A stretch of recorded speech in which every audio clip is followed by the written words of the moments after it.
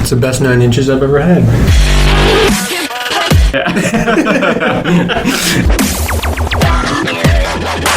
I liked that they had semen sweets.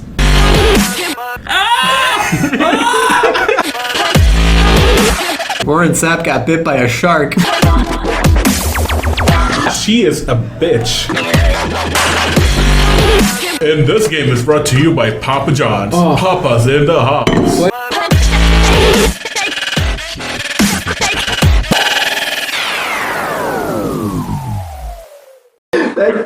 The day you sent me that, I literally had 2 quesadillas. I was like, should I send this to you? I was like, nah, I probably don't care. Should we start? Did you see Hillary Clinton died? Yeah, pneumonia. Okay. Did she? So,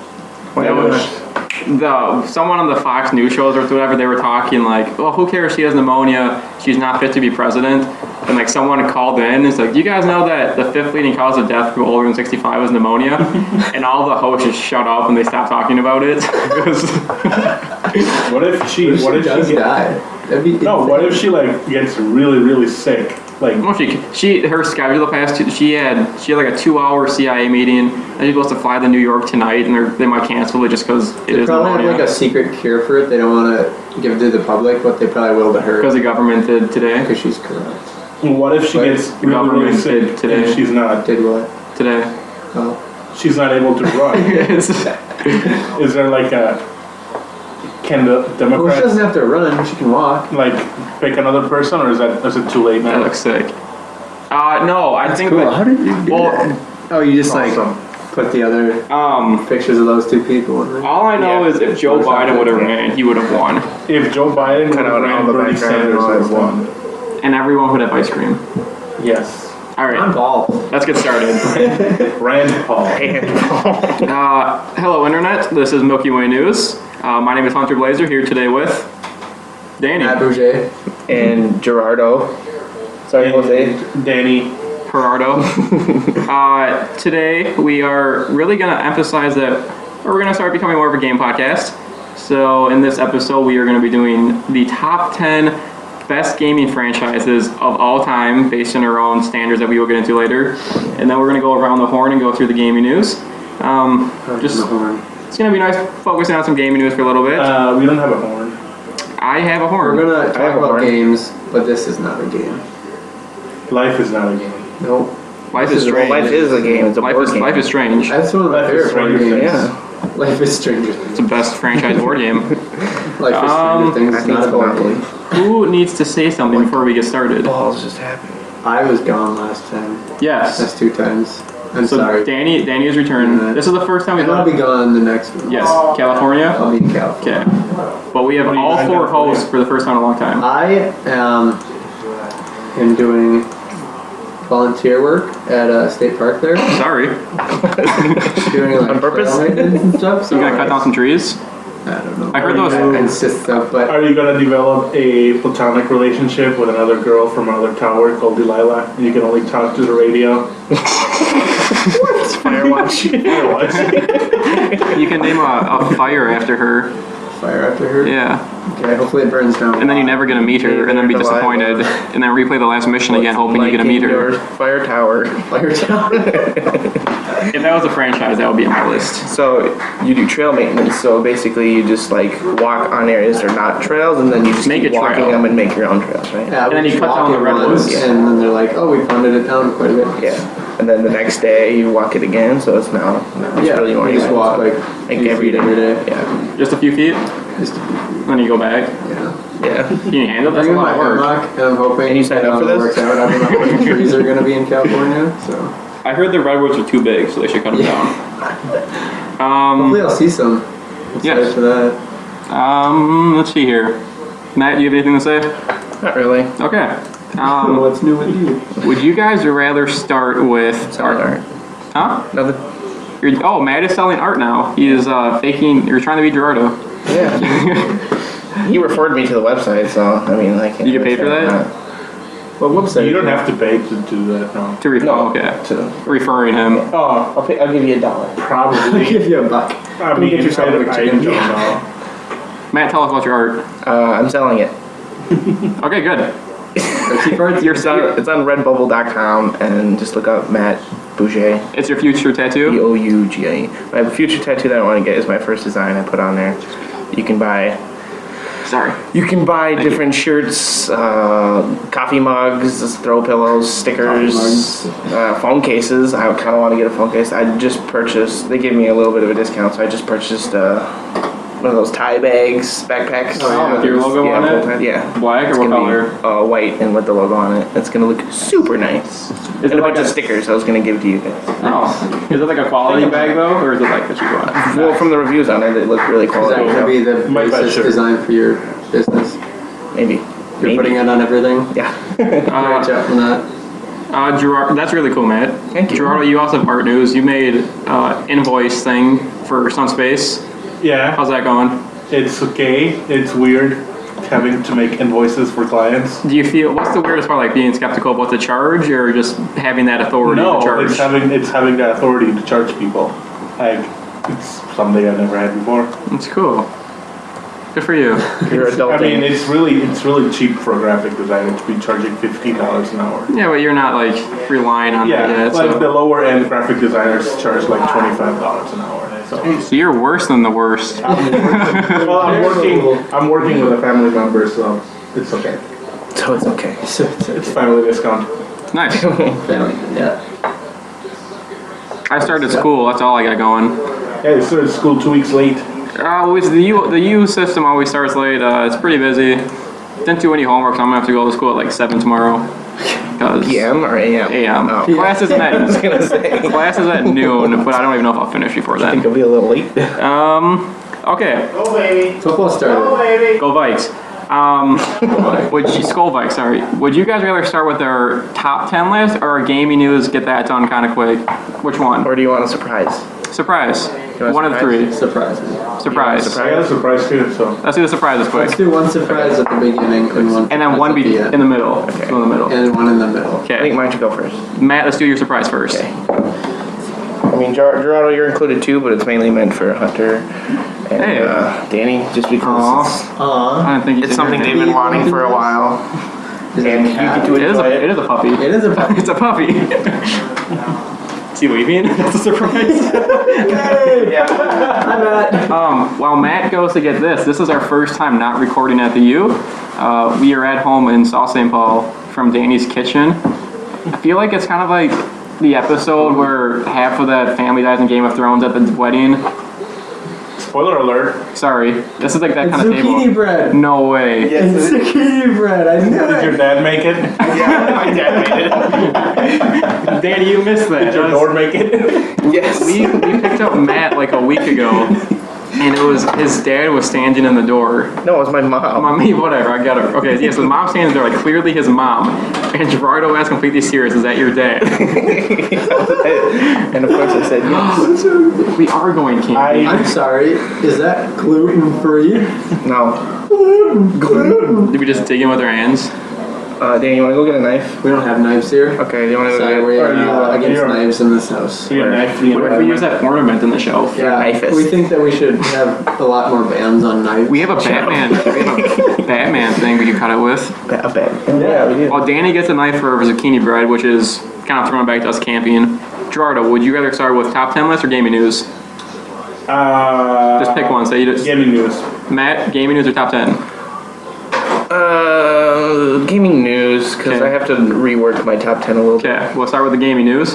I cut it, right? Yes. So, ladies and gentlemen, we have about God. probably one of the busiest weeks of gaming news in a long time. We have about 40 on tap. Probably only about 10 are worth talking about, and the other ones I'll probably say in like one sentence just to get it out there. Of course, we had the big reveal from Apple, which we'll talk about next weekend, and the PlayStation, which we're going to end the gaming news on because that's going to be a little lengthy probably. We're going to start off with Gerardo, and he's going to tell us about number one on our game report, the Pokemon Go Buddy system. So yeah, there is an update coming up. According to one of Matt's coworkers, it came out ready for Android. I don't know, haven't seen it. It's this new system for Pokemon Go where you can have a Pokemon, like your buddy, and you can walk it around for candy, you can power it up, do some stuff with it. So it's like in the Pokemon show when you have a Pokemon walking alongside you out in the real world. Yeah, it's like Ash and Pikachu or Brock and Onyx, right? Yeah. Yeah. Mm-hmm. What's the benefit to this? Why are they doing it? So you can pick one of your favorite Pokemon. Oh my god. So you can have a favorite, basically? And it's just so it's easier to power up. So if I wanted to do a Pokemon, like Pikachu I don't catch a lot of, so if I want to level them up, I know, right? Pikachu. And that's good. I know. It's like zapping flavor under my tongue. I know. So, Let's make this. My dad did. Thanks, Matt's dad. Your Doorman. dude, it's so good. So the benefit, I guess, is if you don't have a Pokemon, you catch a lot to level up. Yeah. Do they have the ratings yet, so how far you have to walk to level up or something? And you get candy, right, for doing it? You get candy for walking. It's probably gonna be something stupid though, like a Like a kilometer for a kilometer. candy. Yeah. No, it probably will be, yeah. Stupid. Pokemon Go has just passed 500 million downloads. Yikes. That is insane. Fastest growing app of all time. And also fastest declining. Yeah, that's true. Any other Pokemon Go news? I don't really feel we've talked about Pokemon Go a lot. We were 2 podcasts ago when we talked about it. Yeah. It's something though. I did see an article. I didn't click on it that they're going to add the Torchic and the other Pokemon from generations 2 and 3, like the Baby Fire one, the Leaf one. Yeah. Is that confirmed or is that a rumor? Do you guys know? Well, I know they're for sure adding in like the other generations, but I don't know. When it's going to happen? Are they doing the full Pokemon, or if they're just going to slowly release more and more? And when they add the future ones, it's going to be interesting to see how they balance it out when you're walking around. Like, is the generations going to be found in one area? Yeah. Or is it going to be quadrants off and you have to go somewhere else to do it? Or is it, yeah. Is one generation going to be more dominant than the other one or something? I'm at over a month without opening the app now. The only reason I'm not deleting it is just in case we happen to walk around again and I have it. Now that I have a phone with like 200 gigabytes, I have room for it. Number 2 on the list. In a bad year for gaming, we just had a week with 2 World War I games come out. Yeah. So to start off, Battlefield 1 beta went live. It was up for about probably 8 days. EA is really showing their stuff right there. Strutting the walk, however you say it. Did you guys play Battlefield 1 beta? I did. I did that one time at your I house. just played on your house. Did you 2 watch any more of it or no? Why don't you ever invite me over? You got there too late. We were waiting for you. What? Vikings game. Yeah. Oh, Yeah. never mind We then. played Sorry, I was at work. while we were waiting for you. And then, Gotcha. and then we went No, there I have after. not didn't watched we? anything else from it though. Did you actually, when I left? I will fight you. Like we just waited for you to leave and wait inside my house. So the Battlefield 1 beta took place on the Sinai map. Sinai was a Sinai Peninsula, Egypt, Israel, depends who you ask. It was Conquest and Rush. You had the 3 different planes, 3 different tanks, a couple different vehicles. You get the classes to try out. If you played on 4 different days and made it to level 15, you get a dog tag when the real game comes out. I was blown away by it. The graphics were beautiful. Yes? I loved it. I played it a lot. But it reminded me too much of Battlefront. Yeah. Like, I I understand felt that like I completely. was still sort of playing Yep. Battlefront, which, I mean, visually and like playable wise and just like how the mechanics worked were very good in Battlefront, but it just reminded me too much of it. It kind of just felt like It's a refined Battlefront. exactly. I completely agree with that. I'm not saying it was bad, but it just If Star Wars Battlefront had what they promised before they released it, Yeah. with space combat interacting with the ground troops, yeah. which is what Battlefront 2 was, it would have been exactly the same as Battlefield. Yeah. Because it wasn't, Battlefield still felt fresh. I am most excited for the campaign. I'm still going to play Battlefield 4 for the rest of my life. And I think I will get bored of Battlefield 1 online before Battlefield 4 online. but it was still beautiful. I mean, there was some really funny glitches because it is a beta, of course. Like planes just not exploding. I saw one thing that was randomly exploding. Yeah. I've had that. the cool really? thing is though, like some of the planes, like if you're flying the bomber, you can like if you get in a straightaway enough, you can switch seats to get in the gunner position, shoot the plane behind you, then get back to flying it. And I saw someone in the attack plane, because it's a much faster plane, it landed on the bomber plane and it forced it into the ground because like it overpowered it. My one question for you guys is, the game launches October 21st, I believe. The game's probably going to go gold probably October 5th because they need at least 2 weeks for making it and shipping it out. So that leaves less than a month for beta changes. Do you think that's enough time to really change anything? They can do a day one patch, but is that enough to really overdo anything? Like my biggest complaint was on Rush, you can't spawn kill the enemies anymore. I don't know if they have time to change that in a month, if they were going to.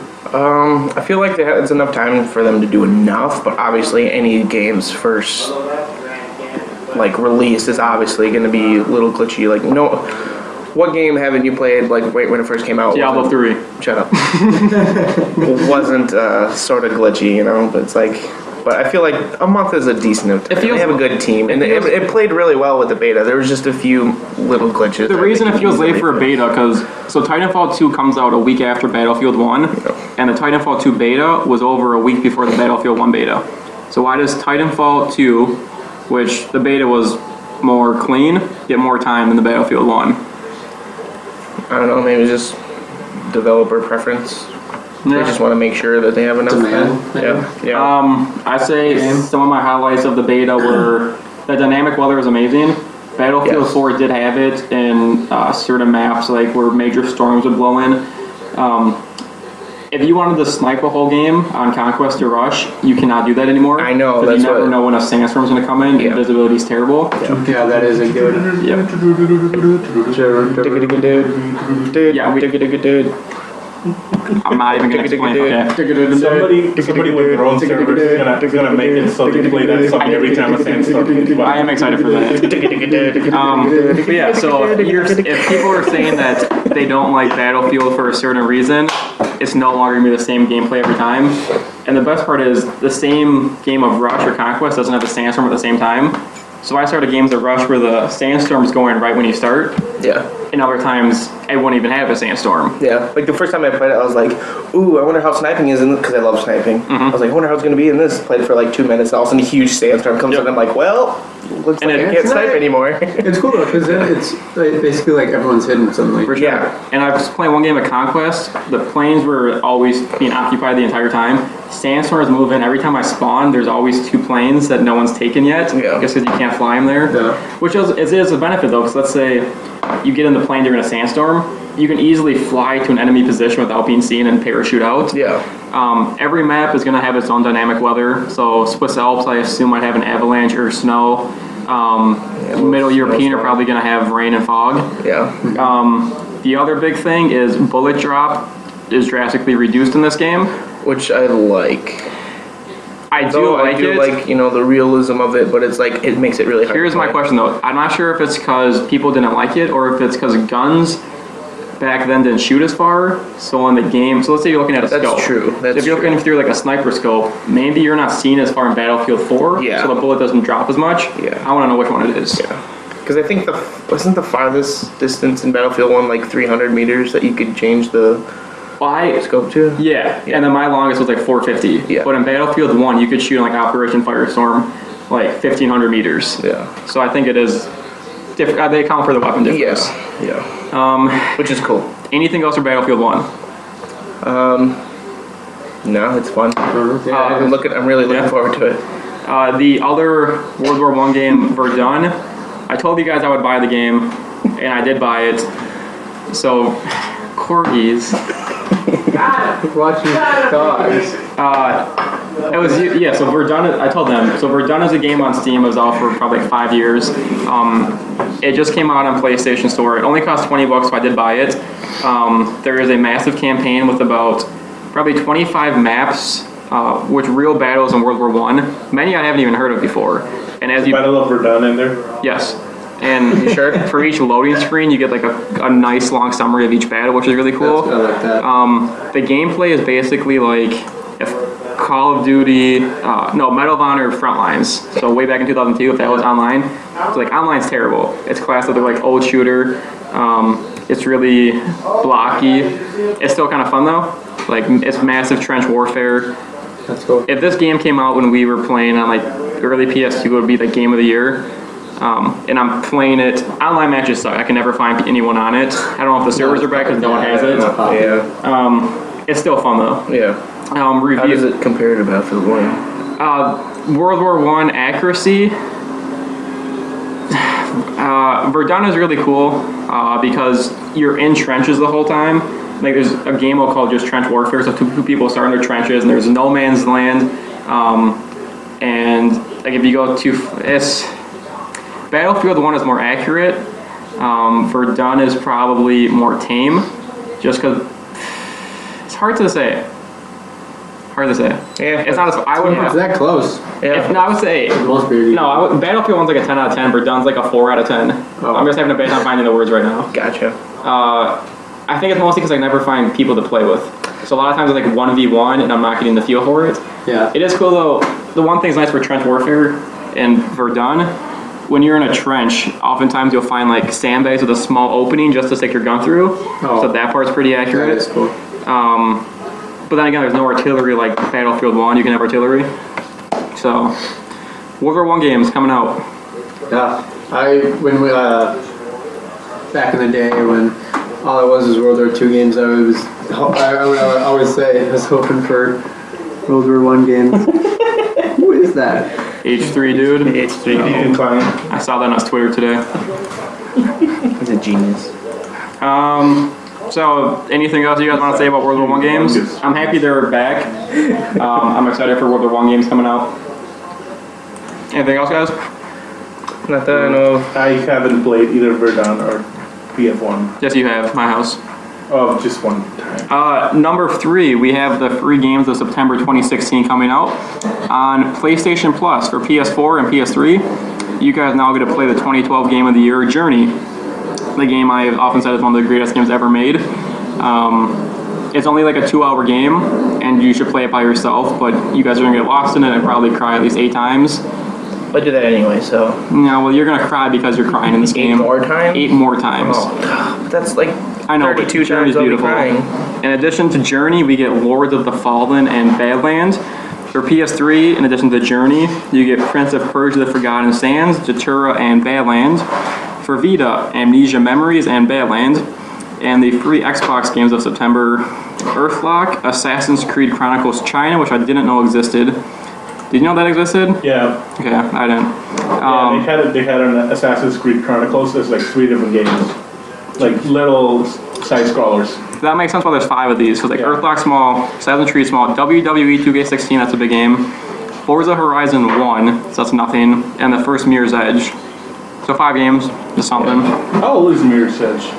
That was Pretty old. I At remember least. playing the first one. The second one did just come out and it got worse reviews than the first one. Well, that's an old game. I did like it though. I didn't play it, but I heard it was pretty good. I got it for a gift when I never heard of it before, and then I played it like, this is really cool. I'm gonna go be a parkour dude now. Parkour was cool. Matt, tell us about Whack. number 4. You're not looking at it, are you? Call of Duty. Hold on. I just had to scroll down. Tell us about the new Call of Duty Advanced Warfare coming out I don't and care. the remaster. I don't care about Advanced Warfare. Okay? They're stupid. Oh, there. Do you have reasons for that? And because they're. No? You're trying to want- put too much together. I want COD 4 So remastered, talk about that. but they only bundle it with Advanced Warfare. That looks now. stupid. Yeah, for now, So- which I want it now. I did a lot of research, and assuming I'm right, I'm gonna have to wait to. So they're not gonna release it right away Yeah, because COD 4 charge remaster. $90 for the Yes. freaking game. Because you can't. You Nobody have to wants buy to the buy special Advanced edition to get the remaster, and I guarantee in January after the holiday season, New Year, when it's the slowest times for games, it's gonna come out on its own and be less than $60. Yeah, So I'm gonna probably wait like to buy it 40. then. So COD 4 Remaster, one of the greatest games ever made, Yes. is being bundled with Advanced Warfare. Everything is going to be accurate with it. All 15 maps, 10 at launch, 5 DLC for free. The only thing they changed in the game is after you kill someone now, you can do a taunt where you inspect your gun. So then on the kill cam, they see you like checking your gun, kind of like as a middle finger to you that I killed you. Yeah. And that's the only change. That's really it. Which is really nice. What it was remastered for. Well, no, they the graphic, but they didn't add anything else. Yeah. They did add medals from Call of Duty Modern Warfare 2. So like if you get like kill someone on a streak, you get like a medal. But that's it. I'm excited for that. What do you guys expect sales to look like at launch for this game with the bundle? And what do you expect user rate to be on these two servers? The sales are probably gonna be crap.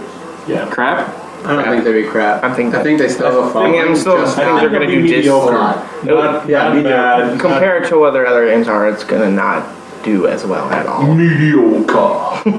That too. But then, what you're saying about in January, I'm sure it'll. I'm gonna wait for- as if it had just been released. I'm gonna wait for them to buy it.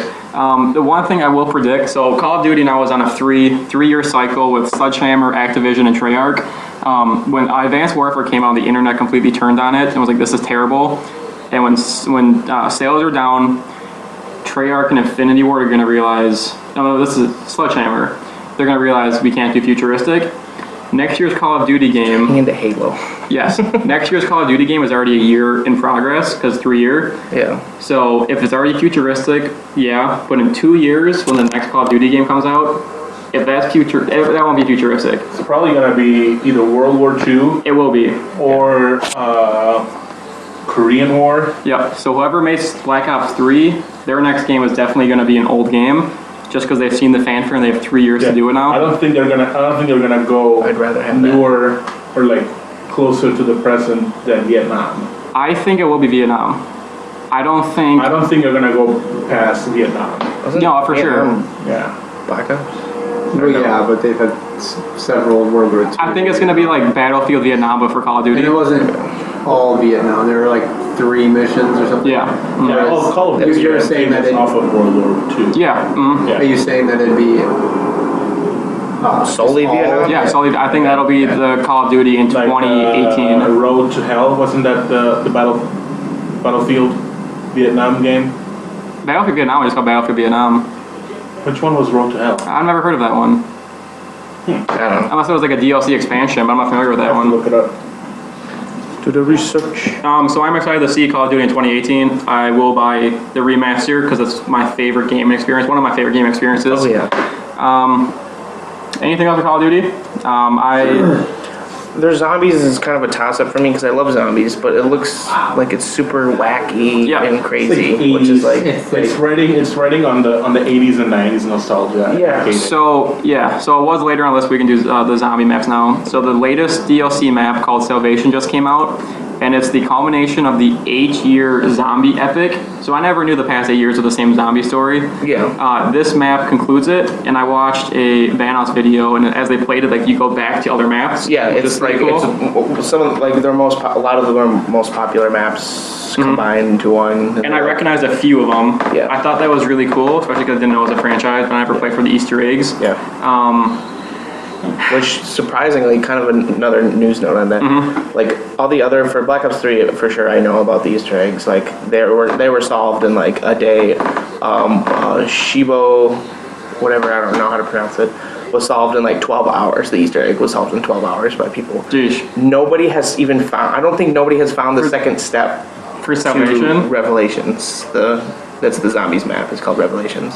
Oh, Salvation's a DLC pack, isn't it? Yeah. Okay, gotcha. So the zombies map Revelations. I don't think, as far as I know, up It to looks insane. it is. I have played it and I've kind of just looked around for like little hints and stuff like that. But it's on what, day 5 or so like It's- that, and yeah, they're still. almost a I don't week. even think they've fully figured out what the Bravo to second them for step doing is. that. Yeah. Bravo to them. Because it is the last of their story, so they really made it hard this time, which I'm like, okay, that's good. So good for them. Now, I'm not sure. So, Advanced Warfare, no news on if we're getting like classic zombies for the remaster one. Yeah. But Advanced Warfare gets its own zombies map, which is going to be like an 80s space, like a space zombie map, and Yeah. you can go on like roller coasters as you're fighting them and whatnot. That looks kind of cool, and you're like playing as 80 characters. Yeah. But it's still not the zombies. I can't really say anything because I haven't played it, so I'm Gotcha. not gonna like super go into it. But it looks way over the top, and I'm kind of very skeptical about it. So, zombies in Call of Duty took out more than I expected, but I like talking about them actually because still a fan of them. I was actually playing with, oh, it was Destiny. I was playing with Robbie today. I was playing. On purpose? Huh? Just kidding. Sorry. I haven't heard from him in like a Oh yeah, he invited me to a chat. So I was playing with him, and he was playing Call of Duty and just freaking out because he was killing these noobs. I was like, this is the first time I've heard Call of Duty in a long time. And then he's like, Hunter, my clan tag is still FHNT. And I was like, what's that? He's like, fuck Hunter. It's like, dude, that was from like 4 years ago. So he's had the same clan tag about me for 4 years. Like, that's pretty cool. That's awesome. Moving on to number 5, Gran Turismo Sport has been delayed. So Gran Turismo Sport was expected to be released next month. And in August, they announced they weren't going to do a beta because they wanted to focus on polishing the game to get it out on time. And now they delayed it still because they needed more time. Polyphony founder Kazorni Yamauchi, rough name, said, quote, as we approach our planned release date in November, we realize we need more time to perfect GT Sport. Beta was canceled to focus on game getting out on time. It was originally supposed to launch on November 15th in Japan and North America, November 16th in Australia, and the 18th in the UK. He has not confirmed a new release date yet. When it does release, it will be the first entries in the series to make it onto the current gen. So they've been making this game since before it was even released. So I think 4 years on this game. Rumors going on if this is supposed to be GT7 or not, but they're not sure. It'll feature 137 cars, 19 tracks, and 27 possible layouts. And a new photo mode called Scapes will output a 4K resolution. So in addition to the delay, people are also pissed that they're taking out dynamic weather in this game. It looks beautiful, but a lot of issues surrounding this game. Yeah. Have you guys ever played GT? I did. I- Back in like Forever ago, yeah. I might have. 8. I don't remember. I haven't played since PS1 when it came with 4 discs in the thick cases. Last time I played that I'm series. pretty sure that's like the last time I played it. Big fan of it though. It is a huge moneymaker. Yeah. The best racing ones out there. Better than like the Forza and the other ones. Forza. Yeah. What's the other one? Forgot. We're gonna save upcoming game releases for next time, just so I can get more info on that. Number 7, we have Pokemon Sun and Moon news. So upcoming games for Pokemon Sun and Moon. A lot have been confirmed. New Pokemon, the new Diamond series ones. Did you see that, guys? Where they're like Diamond Pokemon now, like they're white or whatever. Yeah. Ice, whatever. Yeah. The new news is that Pokemon Sun and Moon take place different times of the day. I'm not sure how that affects the story. You guys excited for this?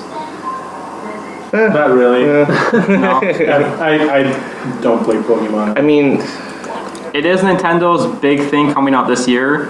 It's all they really have coming out this year, I think. I only buy it if they put Harambe in it. We should check out that petition, see how it's doing. So yeah, that's some Pokemon news. There's probably more to talk about Sun and Moon, but whatever. Number 8. Also, the pre-evolution of Harambe is called Hambo. Yeah, I suggest changing the name to Rumham. Rumham. Rumham. I like that. Rumham! Is there on the petition website? Bound to. Is there a place for comments? Because you could upload that comment. Probably. Number 8, a game I never heard of. There's 2 Marvel Avengers Alliance games. Those have been canceled. That's all I got. That's yeah. Okay. This is just. Weren't those like free-to-play I think that, MOBAs by Marvel? yes, it's something weird, geared towards kids and Geek World, I guess. Not good games. Yeah, Apparently, yeah. I don't think that was a moneymaker, so they canceled No, it. yeah. Number 9, carrying on the back of Pokemon Go, the Sony CEO has spoke on how Pokemon Go is a game changer in the mobile world, and how Sony is going to start looking into its IPs and turning them into the mobile universe. He didn't give any exact, but I'd say within the next 1.5 to 2 years, we can start seeing games probably like I don't know, maybe Crash and Ratchet and Clank in their own mobile games. I can see those. Sackboy, I can see getting his own, like a Little Big Planet 2D scroller. Yeah, I can see that. I'm not sure what other games, but I could definitely see that coming. And if he, I can definitely see Crash Bandicoot. yeah, because that's an easy iPhone game right there. Easy like side scroller. Yeah, like Temple Run. and that's a money maker because There already were like things like that in the Crash Bandicoot games where it was just like a straight path and you just go left and right. So it's like you can easily like running from the polar bear and stuff. Yep. And because he's already speaking about this, I assume they already have stuff in the works. So hear about that in the near future, I presume. Mario Maker is coming to the 3DS, folks. Cool. One of Nintendo's biggest accomplishments since probably the Wii. Huge. It's huge. They are excited for this. It's coming out in early December, which is really surprising because that's after the latest point you want to release a game before Christmas. Everyone's probably going to have their holiday games purchased ready for themselves and gifts, so it's really late. Okay. And they are not having an online feature in Mario Maker. So you will not be able to download maps that people make from the 3DS. That's kind of lame. Yes, and it doesn't make sense because how hard could that be to add to the game? You guys play Mario Maker? I have not. I don't have a Wii U. It was when it just came out. If you go into the games section of YouTube, it was all Mario Maker, Mario Maker. Oh, Mario Maker, yeah, Mario when it came out, Maker. it blew up. So it's going to be big. I'm not sure why they're having it be so late and not having the online support. Yeah. Also, apparently there's a new Nintendo 3DS at the Nintendo press conference. I only watched a little bit of it because I was caught up with other conferences. So I didn't get the full info, but I guess there is a new 3DS. And also I was thinking about Nintendo NX is coming out. They keep hyping it up. Ever since the Wii U has been announced and being sold, they've never had a price drop. Do you guys ever expect a price drop in the Wii U in a couple months leading up to the NX to get rid of the stock? Because they probably have warehouses. Oh, I'm sure. They'll probably drop it. I wouldn't be surprised if they drop it to under $200. Yeah. No, why would they have not done it the past 3 years? Because sales have tanked. They're still pushing it. I mean, they don't want to admit defeat until At the very, they just want to get rid of it, then forget about it. Well, they already know that the NX is coming out, so they're just like, they probably just, we're like, we don't really have to worry about it. We're just going to make probably some pretty decent bank off the NX. Really quick before we move on, what is each of yours expectation as far as price, and if they're doing any bundles, what do you expect in the bundle? For the NX? No, for the Wii U, to get rid of the Wii U. I'm going to say they'll probably do a Legend of Zelda bundle because they're allowing that for the Wii U as well as the NX. So they're probably going to do that. It'll probably be a little on the pricier side rather than just like, it'll probably stay maybe the price it is now for that and the game. Yeah. But otherwise, I'm sure they're going to drop the prices a little bit. I could see like a $200 Wii U with like a 5-game bundle of games that just aren't selling to get rid of them. Yeah. And plus like another option where maybe it's Super Smash Bros. $200 in the Wii U. Yeah. Plus Mario Kart 8 maybe. Yeah, they might do like a Mario selling game just to increase people's want for it. Yeah. And then Just to get like a couple Mario, more or like something Mario like Party, that. like what is it at 16 now? Dude, I want more. I like Mario Party. That's one of my favorite Mario games. Maker, definitely. I love Mario still Party. with that bundle. That's one of my highlights from Nintendo. I love it. I had it on the GameCube. It was so much fun. Moving on to number 11. Some news 20 years in the making. Kingdom Hearts 3, folks. The 2035 game of the year. So Microsoft's Japanese Kingdom Hearts 3 Xbox One page now leads to an error message. So the speculation, Illuminati confirmed. besides the Illuminati confirmation part, is Kingdom Hearts 3 might only be PS4 and exclusive in Japan, which is its biggest market. So Xbox and PS4 worldwide, but in Japan only PS4. If that's true, I can't wait to find out how they got that to happen. Yeah. That's really exciting though, if that game ever comes out. Yeah. They've been making that for about 9 years now. Oh yeah, I know. It's like, And that's non-stop they've been making it. They haven't stopped. what if That'd be good.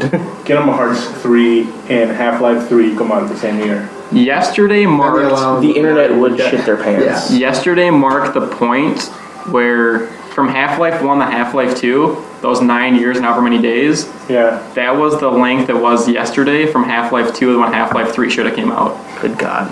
So like yesterday was like 9 years and something from Half-Life 2 to Half-Life 1. So we're past that point. What if they're doubling it? They could. There was Reception though. at Comic-Con this year. Comic-Con is in LA, I believe. On the big convention center outside, they have like big posters. Posters you see at Oh, the it was Metrodome. Gamescom Gamescom. in Germany. Yeah. No, it was before It Gamescom. was in Europe. It was before Gamescom. It was. I just know it was in Europe. Them too then? Yeah. Yeah, so they had a big Half-Life 3 poster outside of the convention center. Like Troll Move. Dang. Number 12, one of Sony's greatest franchises, if you ask someone from Japan, Metal Gear Solid. Metal Gear Solid 5, the definitive experience, has been announced. The Phantom Pain was 2015 Game of the Year for many people. However, the foundations for it were laid by the Ground Zero game, which was maybe the low point after Survive. Konami has announced Metal Gear Solid 5, the definitive experience, which gathers both games and a bunch of DLC under one banner. Due to launch on Steam October 13th, players can expect additional mother-based currency, as well as a slew of items, including RASP short-barreled shotguns, the Adam Scott special handgun, a range of personal ballistic shields, and a number of costumes for the Phantom Pain. Previous console-exclusive Ground Zero missions, Deja Vu and Jamais Vu, are also included, as well as a number of DLC packs and weapons. A lot more to say about that, but the definitive experience is due October 13th for consoles. It'll cost $40 US, but the Steam pricing is not released yet. That's a great price for Game of the Year and a bad game. Yeah. I'm not gonna buy it, but Wait, did you say it was a bad game? Ground Zero was. Oh. Phantom Pain Well- was fantastic. Because it wasn't necessarily a game. It was just basically just like, well, I don't know why they sold it for so much money, but Yeah. it was basically just like a single mission where it's like, this is what you can do in a new game that's coming out. It's I like, feel like why they sold it for so much was kind of like, but Phantom Pain is cool. I played that a lot, but it got really hard for me, and I still haven't gotten past it. Like, That's understandable. yeah, it was The boss fights are really cool in that game, and they're so unexpected. fun, but Yeah. and super hard. People at home listening, if there are any, and who have played this game, probably like freaking out because the boss fights were incredible. Yeah. Number 13, we have some PSVR news. Arguably one of the best VRs out there, or when it is out there. So when VR buyers plug in their headsets next month on its release, Sony wants them to get their foot in with a real physical demo disc. So this is throwing it back to PS1 and 2 when you buy a console when it comes with a demo disc. As explained in a Sony blog post last week, PSVR will ship with a free sample of 8 games. Drive Club VR, PlayStation VR Worlds, which in itself is like 5 games, Riggs Mechanized Combat League, Tumble VR Battlezone, E-Valkyrie, which we played. Did you play that? We played that. Yeah. E-Valkyrie, Wayward Sky, and Headmaster. And Riggs is expected to have his own MLG league eventually, so it's pretty cool that's launching with it. This list includes some of the titles that could drive PSVR adoption. Drive Club VR is part of the PS4's flagship racing franchise, while VR Worlds is essentially 5 minigame showcase in itself. Riggs is looking to become an esport, and E-Valkyrie was one of Oculus Rift's major games sold at launch, and we're going to get a demo for free if you buy it. As a number of people have pointed out, the demo disc is nostalgic to the 90s and early 2000s throwback, when internet speeds were slow and trying a game before you bought it was a standard practice. It's not clear whether you'll be able to download these demos without the disc, and it's possible to interpret this as a sign Sony thinks its network won't be up to supporting a bunch of VR game downloads on launch day. Any comments? I'm excited for it. I can't wait for Valkyrie. I'm excited. I don't really know much. I love it because it reminds me of Ready Player One. Amen. The thing about, for these demo games, so I've watched footage of all of these. I think Riggs is going to be the best VR game. If no one has seen Riggs yet, I recommend watching gameplay of it. It's basically what VR, it's all encompassing VR. Like, you're going to be sweating playing this game, and I think it's amazing. It's Tell me what you do. a sweat boy. I'm sweating all the time. I'm fat. I sweat anytime before I enter. Same. Let's see here. Anything else you guys want to say about PSVR? I'm probably gonna buy it. I'll buy it eventually, but I don't think I'm gonna buy it right away. Oh, you won't be able to. You probably won't be able to find it on the shelf till December. Well, yeah, like when it like actually is Able for me to buy, I still probably won't buy it right away. I'm gonna buy it for everything. The demo disc is gonna really. Yeah, that too. That too. Yeah. All right, good to know. I mean, Your Valkyrie. your mail order Russian bride didn't work out. Oh, Shut up. Sorry. I want to talk about it. Pocky. You guys like Pocky? Pokey. Because they're in our video game news. Pokey. So Gilco, the wonderful people that have made Pocky for us, Wow. have a new game called Glicode that is out now. The game gets kids coding by arranging cookies and snacks and snapping a photo to translate them into digital commands. It's out for Android right meow, and it's basically similar to Apple's Swift Playgrounds in the form that it's like a cartoony coding game. Really cool. I don't think it costs anything, and it's just like Pocky's like, hey, let's get kids coding. And maybe get them fat on their food. I like it. Let's have a little exercise with their food. But not real like exercise. Not actual exercise. No. Just brain exercise. Via The Verge, HP is re-entering the high-end gaming space with a big glowing cube. That's all I can really describe it. It basically looks like the Tet from Oblivion with Tom Cruise. Like all great gaming products, it looks like a sci-fi movie. It's called the Omen X desktop, and it's supposed to be powerful enough to handle 4K and VR gaming. It's like a imagine if you took like 4 3-ring binders and made them into like a cube. Yeah. That's what it looks like. It also takes advantage of its shape in some interesting ways. So because it's a cube, using the cube design to separate components in different chambers to assist with air cooling and offer easy to swap hard drive components. Dang. The Omen X desktop baseline model will come with i7 Skylake processor, 8 gigs of RAM, 2 terabyte hard drive, and a 256 gig SSD. Liquid cooling, AMD Radeon RX 480 graphics card. I don't know if that's a good graphics card. Which itself has 4 gigs of RAM. It has a ludicrous 10 USB ports. The rapper? It has 8 of the 10 USBs are 3.0, and then there's the 2 USB-Cs, of course. Buyers will be able to spec at much higher if they want to, with the machine's graphics option maxing out at either the dual NVIDIA GeForce GTX 1080 or the dual AMD Radeon R9 Fury X cards. What do you guys think it's going to be priced at? I haven't always want to see how close you're going to be. I don't know. The specs are amazing. The price is understandable. Someone say something first so we can go off. $2. Matt, real price, quick. I don't know. Probably like at least $1,000. Okay, Gerardo? 3,000. 1,200. 1,800. That was closest. I think this is a great price. If I was ever in the PC gaming and was rich. I can see that, yeah. 10 It's as USB good ports, as oh my all god. the things say it is, then Yeah. it definitely is worth. This is the company's review, of course. It'll be interesting to see what people say when they use it. Yeah.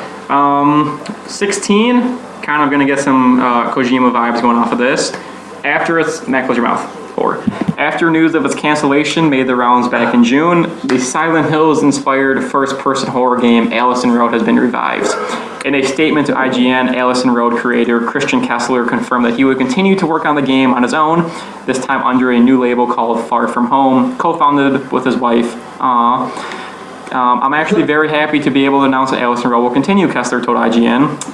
We had a lot of support online, and some folks out there just incredibly nice. Allison Road first debuted in 2015 July with a 13-minute long pre-alpha gameplay video.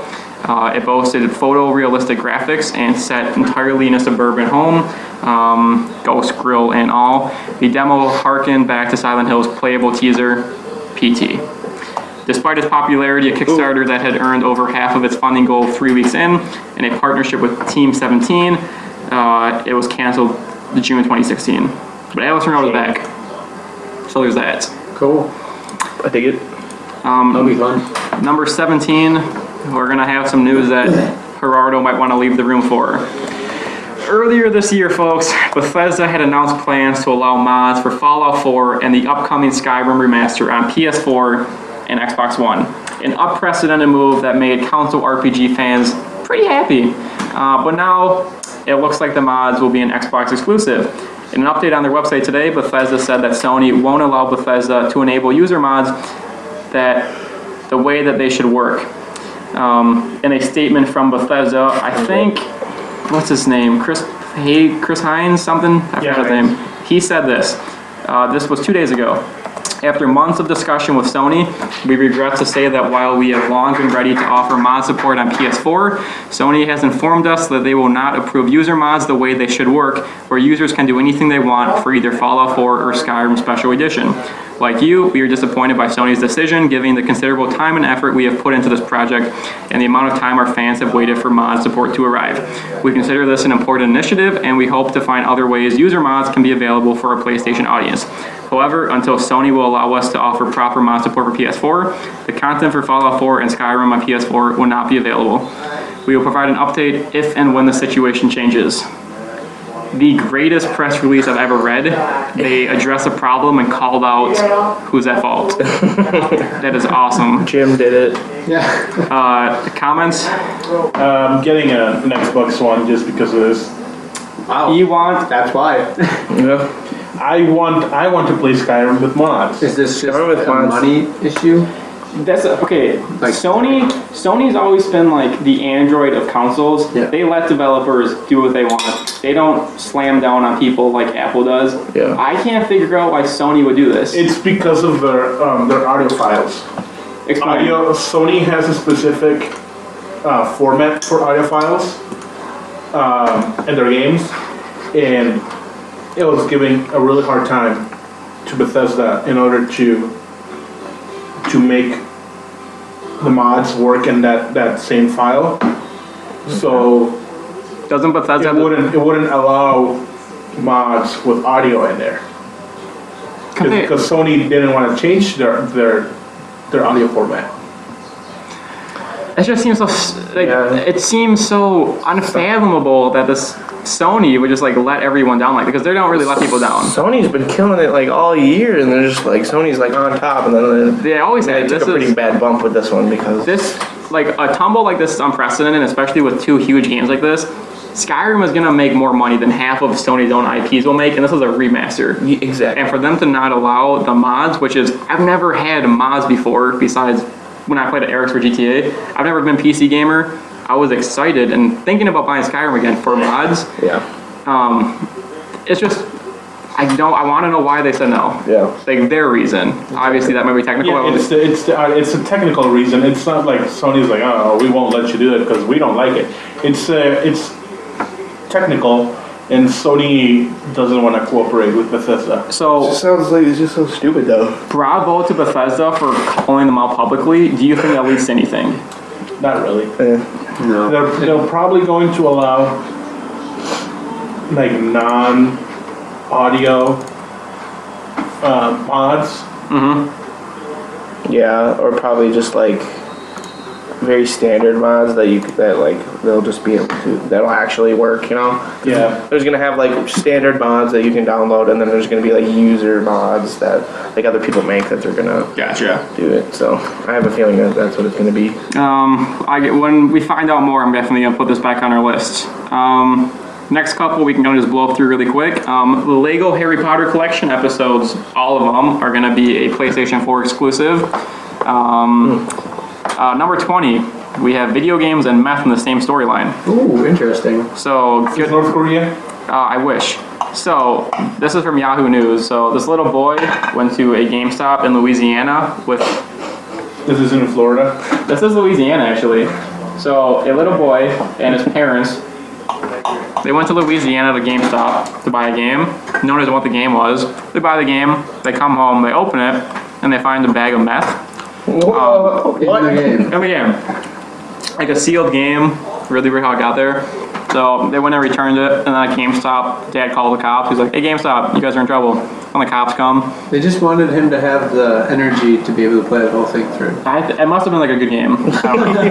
I would have beat the game in 2 How hours. much you want to bet it was something like Tractor Simulator 2013? Stupid game like that. Gotta stay awake. Gotta stay awake. No, Euro Truck Simulator. Yeah. So I couldn't find any more info though. Secretary Simulator. Number 21, Mass Effect Andromeda. is going to focus on a brother and sister whose father we've already met in the previous Mass Effects. So in the game, you will get to choose to play as either the sister or the brother, and whoever you don't play as is going to be in the game also, and you'll see like their story. That's cool. So either way, it's brother and sister in the Like game. Assassin's Creed Syndicate. Sure, I don't know, whatever you're saying. Yeah. The big reveal is coming on. Gerardo, can you guess when it's coming on, the big reveal? N7. N7 Day, November 7th. This is when we're going to see everything. Really curious to see what they do. When we talk about the So it's PS4, probably not that far into the future. I thought this was supposed to be like 150 years after Mass Effect 3. But probably like 20 years after Mass Effect, or like 30 years after Mass it's Effect. going to be interesting to see. Wonder who their father is. Luke? It's gonna be Jory years, and you're gonna play as babies. Joker, and Evie. So there's a couple of games I put on here. This is one of them. I don't really know what it is. There's a Friday the 13th game. I saw a video on Facebook as a Kickstarter. I saw sort of Looks some awesome. articles Yeah. about it, but So it's a 7v1. So one person plays as Jason. Yeah. The other 7 are like camp counselors, and they have to somehow maybe like hide in the camp. I don't know if they're supposed to kill them or get away. it looks a lot like Dead by Daylight. That's what it reminds me Okay. of. Yeah, where there's like one like killer guy, and then you have to like hide and do these try to things and to Work escape. together to get away from them. Or, Yeah, It looks cool. That would be cool. it does look pretty really cool. good. Excited for that. I don't know anything else about it except as a Kickstarter. Yeah, Batman Return to Arkham is coming out this October. It is another combination like the Metal Gear. It's going to combine Arkham Asylum and the other one. like What's the other Batman game? Arkham Asylum and something. Either way, it's going to combine both of those into one game, and it's coming out in October. Do you guys play the Batman games? The good ones? I kind of played Arkham Asylum and Arkham Knight, but not really. Like my brother had them, and I was just playing a little bit, but I didn't really get into it at all. Okay. 24 we already talked about with the zombies or Call of Duty. 25. Don't know if you guys have seen this, but there's a game called Cuphead. It's like a 1930 style game. So it uses that kind of like cartoons you would have seen on TV back then.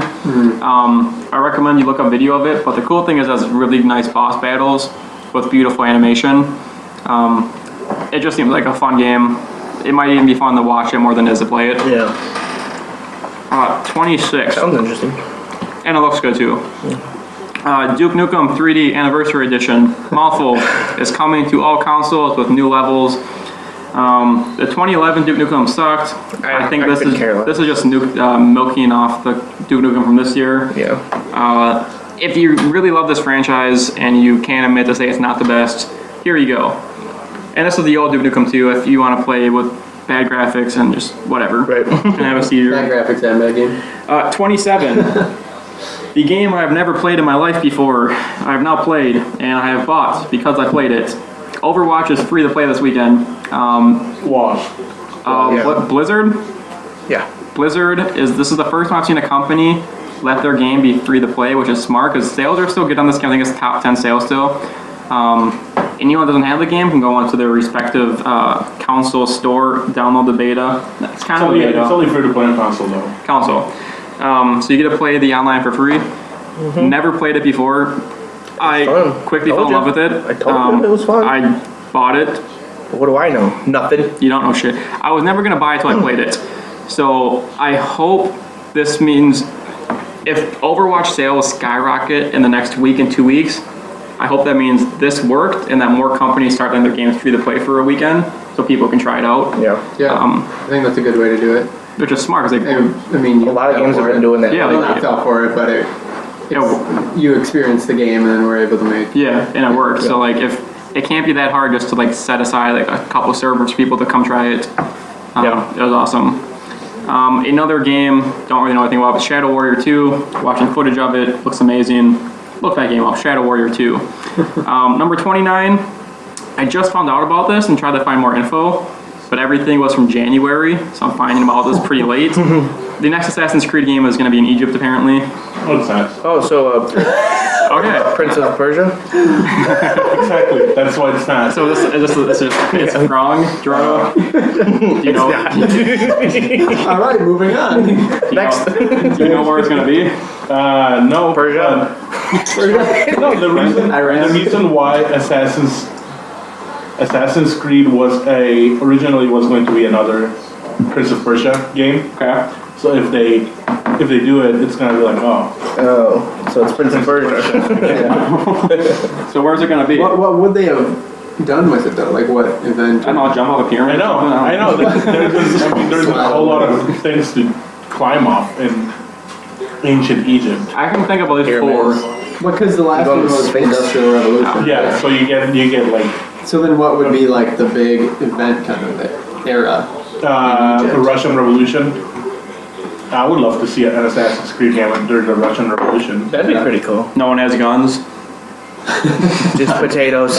Just throw potatoes at each other. So the Irish potato famine. Yeah. Yes. I was researching that the other day. Potatoes. Apparently, that had a huge part in our Civil War because everyone left Ireland because they didn't have any food, and then they came and fought for the North. And like, I'm trying to research like how significant their effect was. People are like different if it really mattered that they fought for the North. Like how much the potato famine affected Yeah. the outcome of the United States. It's really That would be cool. cool to research though.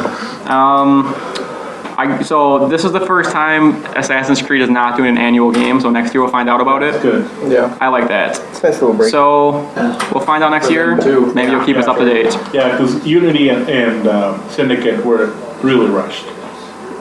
They Wasn't weren't the ready. pirate one too? What's that? Wasn't the pirate one rushed too? No, the pirate. I love the pirate. Okay.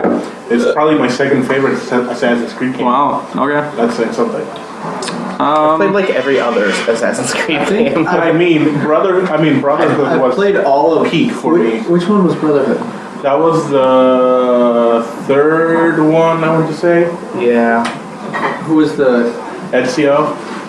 It was the second. It was the second game with Ezio. I think I played. You played Rome with the whole game. Oh, okay, no, I think I played 4. That was by Four is the pirate one.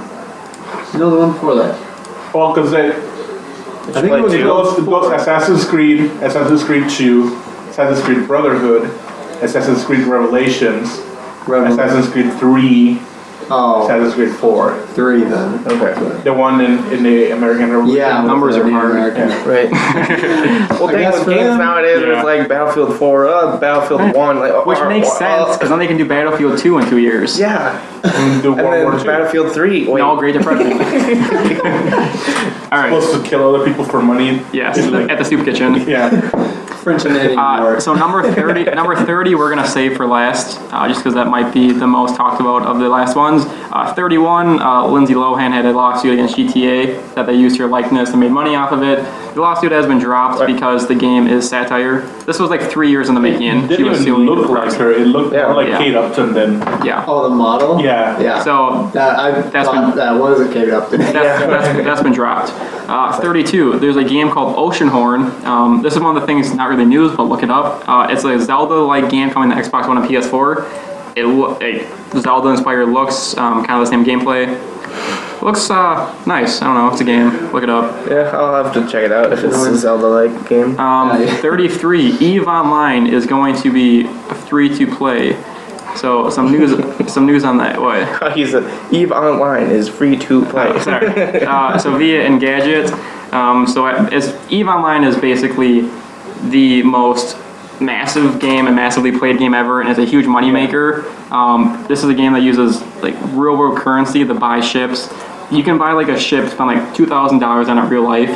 Go to bed the next day, someone blew your ship up, and you're out I $2,000. knew people that made thousands of dollars selling ships Yep. on EVE Online. Oh my god. And there's been times like people have had in this game like 1,000-person team. They've made like this massive like area in space, bunch of ships, and one guy was a member of it for about 10 months, but he was a spy the whole time. And then one night when everyone was sleeping, like he went in there and blew everything up, and I think it cost like $700,000 in real world currency. Yeah. So this game is not going to be free to play for everyone. The game peaked at 500,000 subscribers. Yeah, more words. Yeah, so I don't know if you have a computer, use it. I think you're limited to how much you can do since it is free to play. Yeah. But you can at least experience what the internet's talking about when they freak out they're losing millions of dollars. Right. 34, there is a massive new World of Warcraft update called Legion, I believe, Yep. that follows Vanilla. I never knew World of Warcraft was still big, but all the gaming podcasts I'm listening to are I thought, what's his name? Wow. Chris Cluey. No, what's that other MOBA that went really big before Overwatch came out? RuneScape. League. I thought League of Legends. killed World It's War. probably still in the process. See, I didn't realize until watching footage for the new Legion gameplay. I thought World of Warcraft was like RuneScape and maybe a little bit of League, but this is really this is third person walking around the massive world. Yeah. It's pretty cool. The new gameplay is from World of Warcraft's website, worldofwarcraft.com/ a bunch of stuff. The new gameplay is adding maximum level increase to 110, new zones to explore, new PvP prestige and honor talents, new dungeons and raids, world quests, new battle pass, profession updates, and it's visually more appealing. So there's that. Number 35. This is pretty exciting because this is some nice journalism. ESRB. You guys know what that is? Yeah. The rating. Rating system. So they have released their rating summary for Resident Evil 7, which I think might be the highest sold game next year.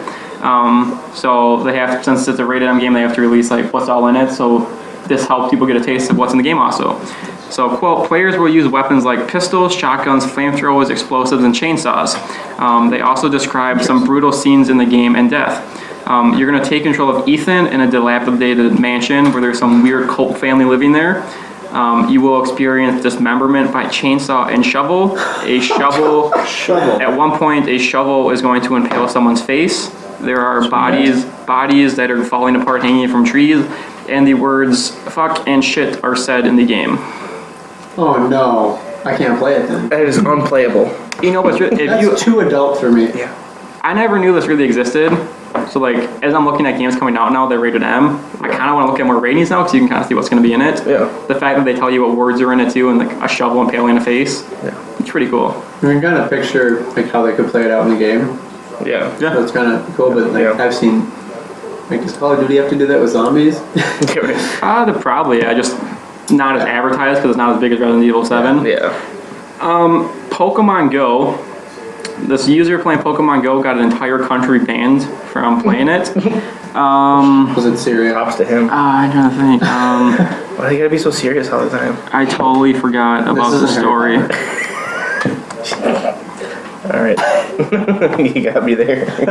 So, the Redditor allegedly used several burner SIM cards to launch several thousand simultaneous scans of the Pokemon Go servers, similar to what services such as PokeVision did in order to display Pokemon locations.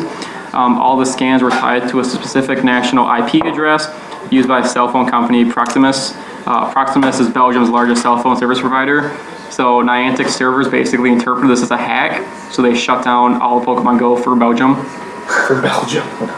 So there's that. I'm not sure how long it lasted, but pretty cool. Thanks. Second to last news.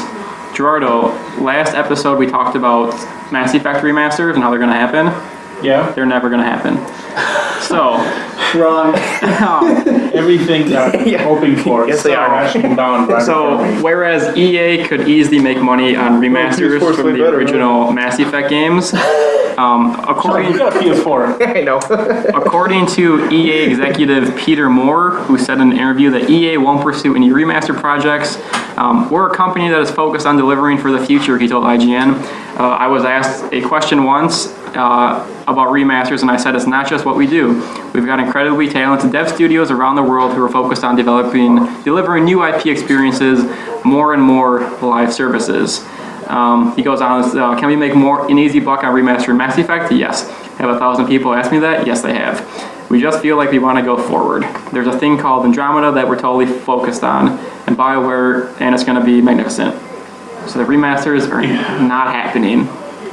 I'm sorry to break your heart For again. now. I mean, Mass Effect is still relatively new.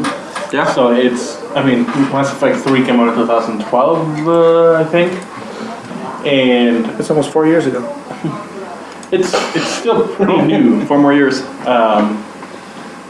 The only reason why I want Mass Effect to be remastered is because I just want to play the game from start to finish, or having to worry about the ending being awful. Yeah. I just wanted to fix the ending. That's fair. Oh, don't worry. That's Don't all worry, I it's want. not gonna happen. You don't have to worry about it. Don't worry about it. Now, someday. before we get into Nuka World, Matt, you told me that What? you wanted to buy Overwatch or PS4. Yeah. Why? Explain to me why you wanted on 3 different systems. Because that was fascinating to me. Because this game Okay. spoke to you that much. Well, it's mainly just because of my stupidity. But Enough said. Feel ya. well, I bought it for Xbox because I really wanted to play it, and it was the only thing that I could play it on. And then I got my laptop running better, so I was like, oh, I'll buy it for PlayStation, or sorry, for PC, because I have a bunch of friends who play it on PC. But now it's kind of not working as well, just because my laptop is kind of clunky right now. But I also have a bunch of friends who have it on PS4 who I want to play with. Basically, just so I can play it with as much That's people me. as I can. Yeah, exactly. It comes Maybe on me. Tuesday for me. I'm excited. That's cool though. So, do you feel bad about spending that much money on the same game then? Yeah, it's fun. I agree. It just is interesting that you want the same game on 2 systems. Like, I don't know if I still want an Xbox at some point, and I might buy the Xbox One when Scorpio comes out. Yeah. Super cheap. I don't know if I'd buy any games I have right now for that system. We'll see. Yeah. Because Gears of War 4 will be my priority for that game. Yeah, I mean, I'm probably gonna buy it Tuesday just because that's when I get paid. But It is on sale for $50 on Amazon right now. ooh, I might have to buy that then. Gerardo, Yes, ma'am. before we go into our top 10 franchise, and this, Why only Gerardo gets to talk about Nuka World? I played it. he gets to start because his video is pretty cool. That you should upload to our channel because that's what we're doing now. Okay. Gerardo, Nuka World DLC. Go. It's good. It's good. End of story. I like it. My eyes hurt. That funhouse level it's a lot of fun. It got me. Stop walking into that wall. And there's a house. I mean, it's confusing. Just, like you go through first you walk in and you go through a mirror maze. Did you watch the video? Yeah. I got really I confused would at that have point. uploaded the whole thing. Where I was like, this is like 15 minutes. Yeah, I'm you not should- gonna make everyone. But put it on our channel. Okay. I don't think I can. I uploaded a 15-minute to our channel. Just replay it. Oh yeah. Well, first you go through a mirror maze. Which is like actually challenging. It's really challenging. Good Then for you them. get to the spinning neon Yep. thing, Yeah. and it looks like it could be a wall, and it looks like it could be like actual A tunnel? Yeah. Once you get past that, you go through a funny house. So like it's like everything is upside down. And it was good. Oh yeah. Everything while you're fighting ghouls. Yeah. Ghouls. And then you get to this other part. So there's like a spinning spinning room, thing. Yeah. And The whole you're room is trying, spinning. Yeah, you're There's like trying 12 to open, doors. You're trying to open the doors, and the more doors you open, like if you get it wrong, there are gonna ghouls coming out, or like a rocket launcher coming at you, or grenades launching at you. And once you pass that, I don't think there's anything challenging. There's the backwards floor, like it's on. Oh, yeah. It's like on a I was like a worried. giant treadmill. I was So it's going worried. backwards, and there's like 4 different sections or so, and they keep getting faster. So when you try to run up it, you're not going anywhere, and then you run out I of cheated. stamina. I was wearing power armor with a jetpack. Yeah, yeah. So I just jumped around. I got lucky because like I had my action points all the way up, and I just sprinted, and then I just kept jumping. And I'm like jump, and I like jumped around the corner, but Yeah, that whole level, because you're in a park, and you know how like in the at like the zoo or at the state fair they have misters to Yeah. like cool down. Well, the misters shoot out rads. Yeah. So That's Radiant cool. gas, yeah. at some points there was like 30 rads per second that are Gotcha. shooting at you. So I'm like, I'm not gonna do this. while fighting ghouls, the While whole fighting thing. ghouls, I'm gonna go back to my settlement in the Commonwealth, gonna get my best power armor, Preston Garvey. my MK10 X01 That's a good power armor, Best one. and with the jetpack, and I'm gonna go in there. Yeah. I'm just gonna fight ghouls with my best Just weapon. wreck everything. Yeah. Nice. My 400 damage I would just mini nuke everything. Gauss rifle. Nice. Yeah. Awesome though, worth playing. Yeah, Yeah, it's fun, really and the first level of Nuka World, the Gauntlet, super fun too. Oh yeah, I was so Super thrown fun, off. challenging. You're literally like, because in the DLC you're like basically just become a raider. So like they have you're like, oh, come to Nuka World, or it's a safe settlement like that, and you get there and it's like this huge death trap that you have to go in, and then That's cool. Then you fight like the overboss, which is like the leader of all the raiders and the thing. And he has like this huge set of power armor that's hooked up to like the bumper car track, so it's like full of electricity, and basically he doesn't take any damage at all. And I don't want to spoil any of the No, yeah, how you defeat him, but all I've It's seen pretty silly is how you defeat him, though. yeah, all I've seen from Nuka World is your video and a trailer where like a dude's killing the mascot for the amusement park. It does look cool though. Yeah. Do you guys think it fits Fallout though? Yeah. It goes fine in there? I think it goes a little back to New Vegas. I don't know. I just had that New Vegas feeling to it. yeah. It didn't feel like a Bethesda Fallout game. If I look at Obsidian. Now, Yeah. I know you're butthurt that it's the last DLC. Yeah. How would you rank it among the DLC? Are you still gonna play it more? And do you think it's like a good farewell to Fallout 4? If we had mods, I would probably play Fallout 4 a lot more. Okay. But since there are no mods, after I'm done You're done. with the DLC, I'll probably be done playing Fallout 4 for a while. Okay. I might pick it up, like sometimes I pick up Fallout New Vegas and I play it for like a couple hours for fun. Yeah. I might just be like, let's go back to my settlements. So DLC wasn't enough for Fallout 4 to No. keep you. That's sad. Well, I mean, I probably wouldn't mind. I don't know about like replaying all of Fallout 4 again. I mean, I already beat it for like the second time. Yeah, I already beat it for a while. like 6 times. Yeah. I'm like barely, I think I'm barely halfway. Okay. Yeah. Well, Fallout and like Bethesda is just like one of my favorite I wonder developers. what's on their list.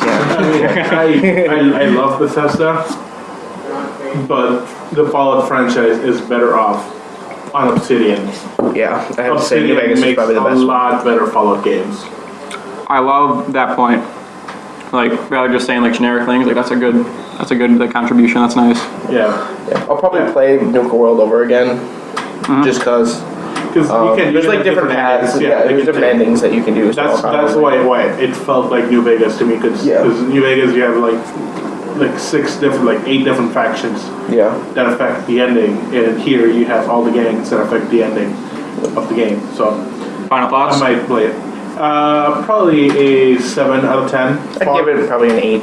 Far Harbor, 10 out of 10. That was because it was huge, or just It was huge. Yeah. Story was interesting. I still haven't done it. That was the first one, right? Balance. It was the third. Oh wow. Okay, sorry. The first story, second story-based DLC. First one was the first one was the robotics one. I forgot what it was called. Automatron. Yeah. Automatron. I remember it was like a contraption thing. One quest that they added.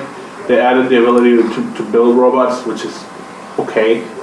I mean, I liked it for a while, but then I was just like... It takes a lot of resources to build robots. It does, and like I had, like on my character I have now, I have the perk where when you're alone you can carry more and you do a lot more damage, so I don't even have followers anyway because I'm already overpowered, so I'm like... I have my it's funny because I was like, I'm just going to set my main one, and then I was like, I'm just going to do one for fun, and I'm going to build a character, so it's like, build Walter White, who's gonna be like really smart with chems, who's gonna make jet and sell it. Yes. And like now Walter White's my main character, and I think I'm like level 93. I'm only level 40 something. My main character, John Cena, by the way. I made it back when the John Cena meme was huge. It's like level 40. Are you sure about that? I liked your picture of Trump today. That was nice. On Twitter? For Blair Walsh. Yeah. All right, folks. He had like 2 missed field goals and 1 missed extra point. But everyone was missing field goals today. So, folks, that's our gaming news. 37 things in total. Due to the timing constraints in our top 10, we are going to talk about the new PS4 next week when we do our tech news. So next week is going to be dominated by Apple and PlayStation hardware, which that works out fine because it is tech. Now the moment I've been waiting for. Milky Way News' first ever top 10 list. This week, we have all compiled our own top 10 personalized list of the best gaming franchise of all time. Now, we are not doing this based on units sold, units shipped, most time spent in this game. We were doing our own versions. My top 10 list is like a total of games I feel that are most influential to how they change games, franchises that mean the most to me. It can be however we wanted to interpret best game franchise, but this is our take on it. Anything else you guys want to say about how you chose your own best franchises? Basically just how much I enjoyed them, just personally, how much time like I personally put into it, and if the ones that I have like the fondest gaming memories of, like if I remember this game and like if I played it and had like a bunch of really good times. And I didn't include any game that I haven't played.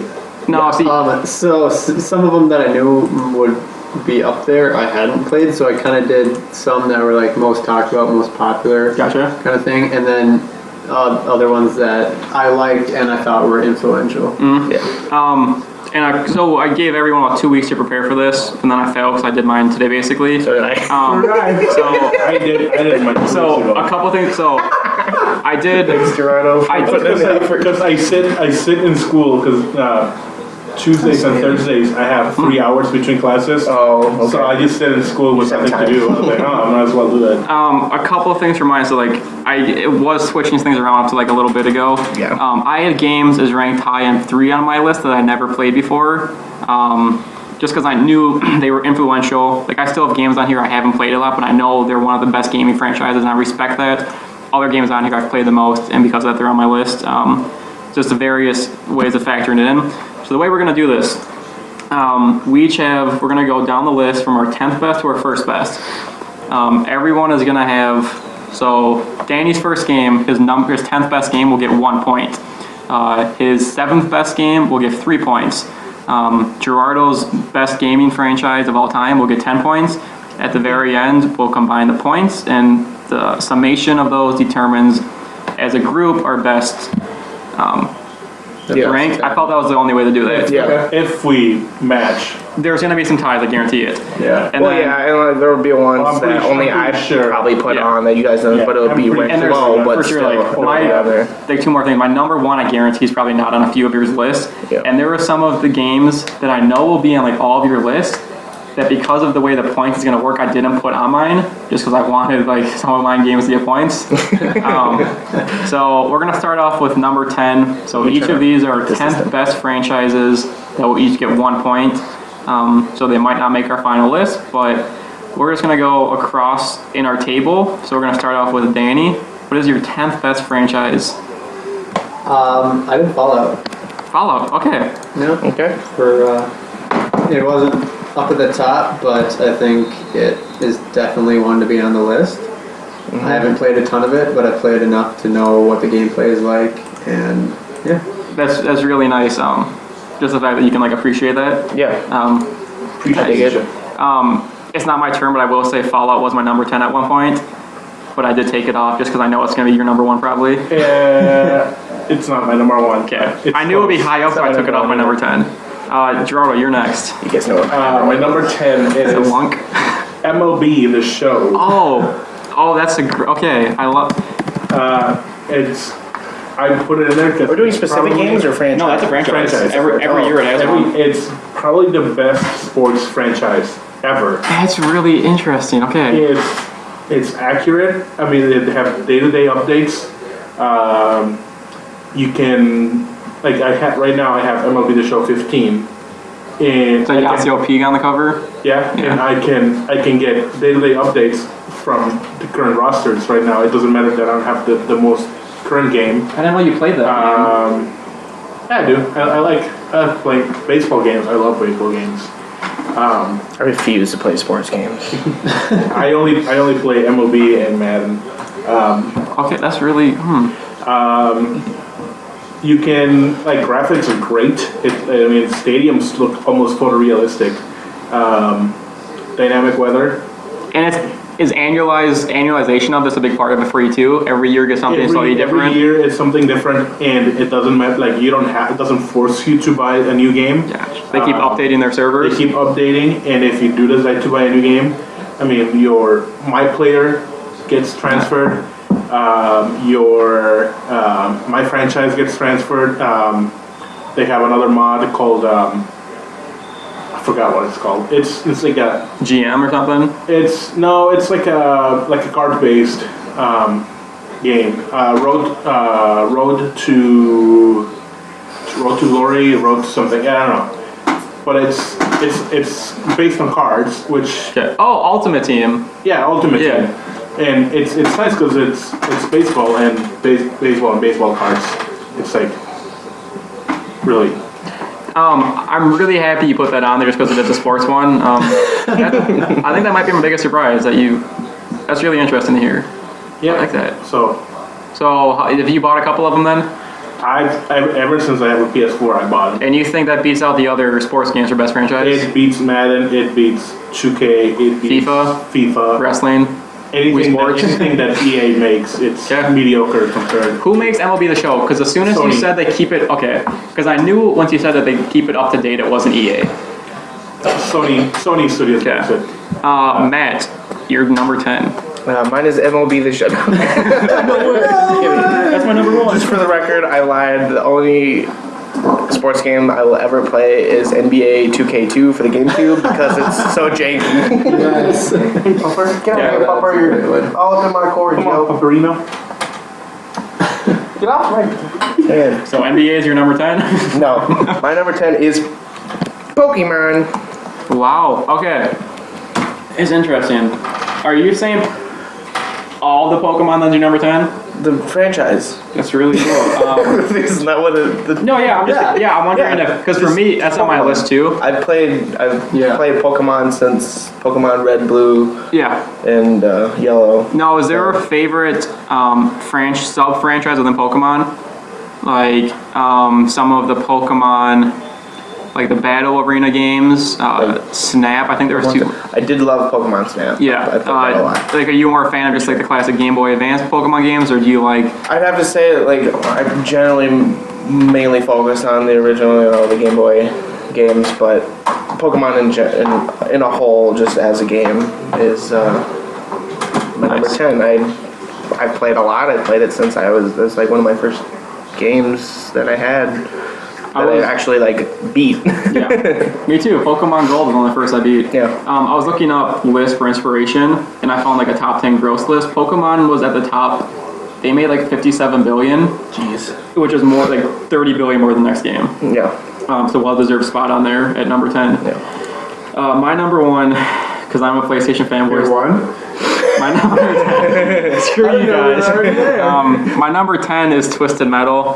One of my favorite for PS1 and PS2 is PS1 especially is my favorite franchise for PS1.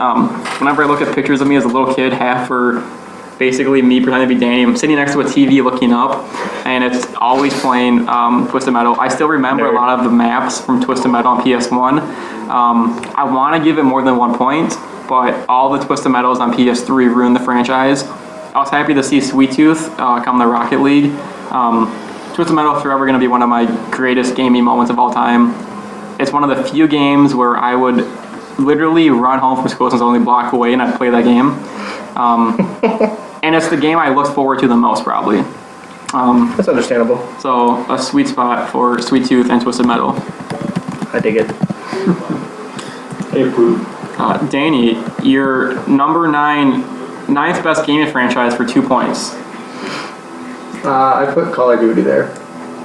Okay. I thought back in its heyday, it was fantastic. I got Call of Duty 3, and I loved that. Yeah. And then the whole shift happened, and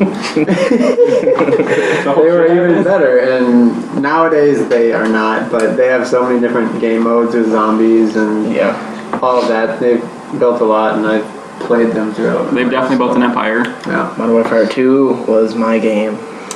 I was one of those people. Yeah. Yeah. Same. Quick scope any noob. Anyway. Skyscraper, bro. JK. If you had a PlayStation when you first went to South St. Paul, you would have been playing like all of us on Skyscraper. Oh, I'm sure. Oh, that was the best. I don't even need a contest or ask an exclamation. I understand that one. Yep. Gerardo, your 9th best game franchise. My 9th best is The Sims. Oh, the game that you couldn't guess the sound to. Yeah, you disgrace. For one of the first sim games, that's the name. I would have put it higher, but it does suffer from EA-itis. Okay. Overpriced DLC. Yeah. Forces you to use Origin. It's not on Steam. Oh, I did not know Oh that. yeah. Oh Okay. yeah. So yeah, Is there a favorite for you on a certain console? Sims 3. Which console is that? Or device? PC. Okay. Most of them are. I think The Sims 3 is the only one that came out on Xbox. The only Sims I ever played was a Sims on Game Boy Advance. I remember playing that one. I played that one. Oh, it's Sims 2, I think. Yeah. Yeah. It's cool. There was like a Sims Urban or something. Yeah, the new ones you can make like cities, can't you? It was on the PS2, and I remember playing. Yeah, you can build neighborhoods. Yeah. Sims 3 for me is the best because it has real time.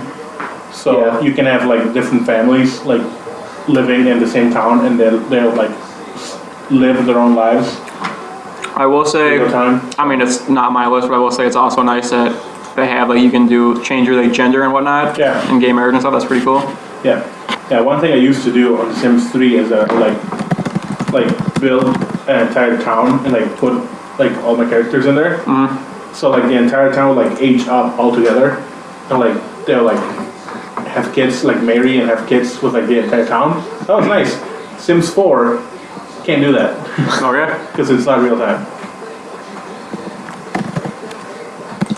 Yeah, I feel like some of when I would play, it would go by super Did fast. you picture yourself? Yeah. I didn't like that. But Alright. yeah, Sims is a good one. Matt, your game franchise. Number 9, I chose Metal Gear Solid. Woo! You should have been more excited when I was talking about it. Get off my! I can write in my own. Okay, sure. You do it. Gosh. You're wow. Okay. Oh, what happened? I had played it growing up. That was back when I was a little noob boy. PS2, PS1. Yeah, I've owned pretty much every game system. So, but I was a little scrub, so I wasn't as good at it. I don't think I've ever beaten one till this day. I played Phantom Pain. Still haven't beat it. I got like the first. There's like 3 acts in the game, or like 3 sections. I never beat in the it. story. Huh? I never beat it. Oh, well, I only beat the first one, and I'm a little bit into the second one, but it's super hard. But yeah, I remember playing that one. I played the crap out of Phantom Pain just because it's so good. If we did this list 10 years ago, when there was only PS1 games for Metal Gear Solid, and it's like terrible graphics, like you're kind of doing like a weird 45-degree angle, and you're probably under like shelves, Yeah. and there's the classic sound, whatever. Yeah, that would be my favorite, but I'm not a big fan of the semi-open world new ones. I don't know. I think they're a lot better just because I love open world. For me, games. it just- I love exploring. yeah. You can literally just go anywhere and like, oh, there's a mission over here, and there's always something to do. You know. If I hadn't played the originals, I would agree. My number 9 is... I don't have to switch that one. I don't have to switch that. My number 9 is going to be... I'm going to switch that one too. Just pick one. Killzone. Killzone is... Calzone. Killzone is the only PlayStation game that has been on every generation. I think I've only played the Shadow Zone. PS one? PSP. Yeah. PSP version. It is one of the few games I remember what it's played. called. I played and owned every one of that one. Killzone 2. At some point, we're gonna do like a top 10 most fun games. Killzone 2 is gonna be at the top of my list. One of the greatest games ever. The new one was bad, but what the Hellgas did for my soul, I want to join the dark side in every game because of the Hellgas. The franchises were amazing. Seeing the battle between these two massive armies, one of the biggest IPs for Sony, and I love Killzone for that. Killzone. Fuck you, Gerardo. Killzone. I love Calzone. Calzones are good. Alright. Danny. Dan the man. Okay, number 8. Number 8. Getting up there. Okay, I'm not fully sure if you consider it a franchise, but Super Smash Bros. It's a franchise. It's a franchise. Yeah, you could. There's many. Okay, good. There's many games. That's just a classic. Yeah, Brawl and whatnot. Okay, yeah. yeah. Melee, Brawl.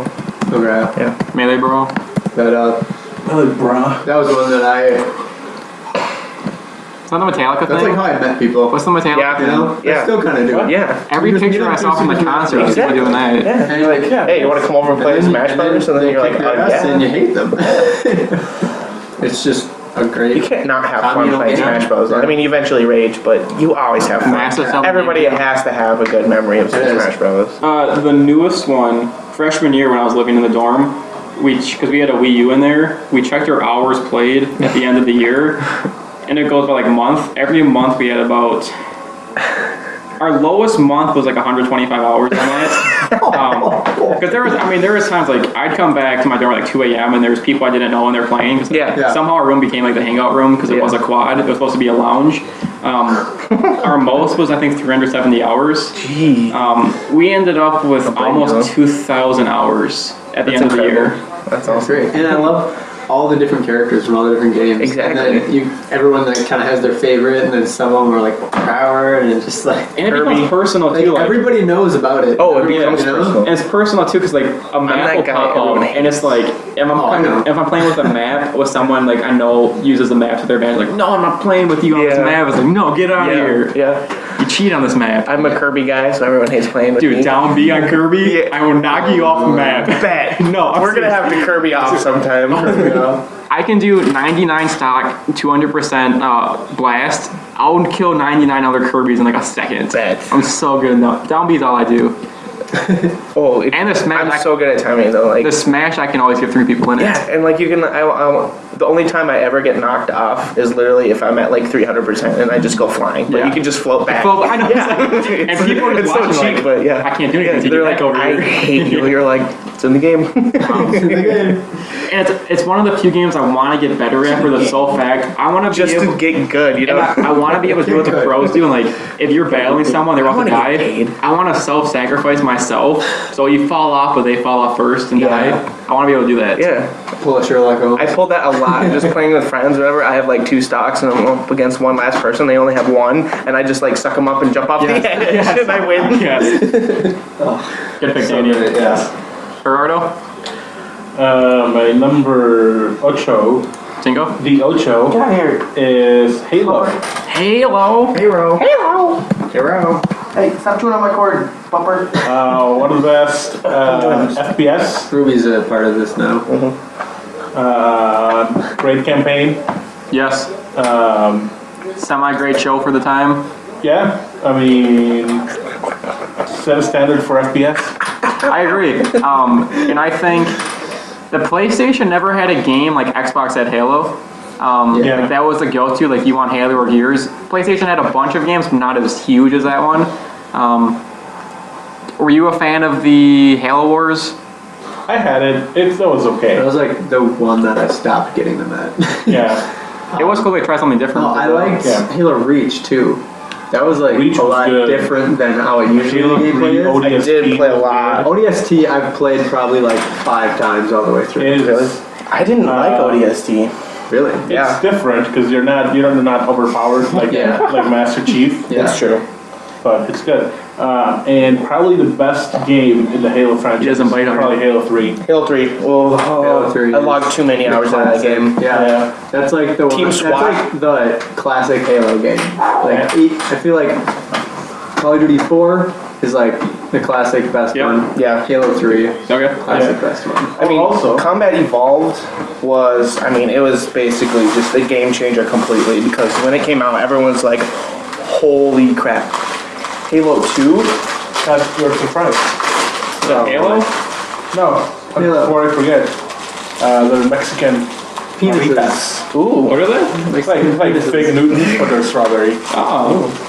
But Halo 2 probably had the best Yeah, campaign 1-4. in my opinion. Okay. I love the Halo 2 campaign, but Halo 3 is I love the campaign in Halo 3, but the Yeah. multiplayer, Halo 2's campaign was long. It's like a Nutrigrain. yeah, it was. That's why I Was loved that it. Halo 3 was Oh, yeah. I was gonna say Nutrigrain, but it is like a Fig Newton. Yeah, This is from Mexico. yeah. Gracias. They have pineapple and berry. Guava. Guava. Wait, is this Do they have tamarind? When I was editing that video, I forgot how many times you asked, is it guava? Is it It was guava? endless. It was like every flavor. Matt, you're on the clock. Oh, number 8 for me is Grand Theft Auto. Nice. GTA. You have a favorite in the series? I've played it since Grand Theft Auto 3. My favorite, San Andreas, hands down. Close second is probably Vice City. We are the polar opposites. Huh? 3 was, I hated San Andreas. I thought I'd ruined the franchise, but 3 was my favorite. I played the crap out of San Andreas. I know people did, yeah. Yeah. I just love the glitches and then all the cheats, and San Andreas just made it that much more fun. Like, that's why I love Grand Theft Auto, because they allow cheats, you know, and they allow the glitches, unless it's like a game-breaking glitch, but otherwise if it's like a weird glitch, they'll just leave it in because it just makes it more fun. It's an open world where you can literally do whatever you want, you know? And so many memories. Grand Theft Auto 4, memories. I would have to stop playing because I would be having so much fun laughing and my head would hurt and my stomach would hurt that I would just be like, I have to stop. This is getting too crazy.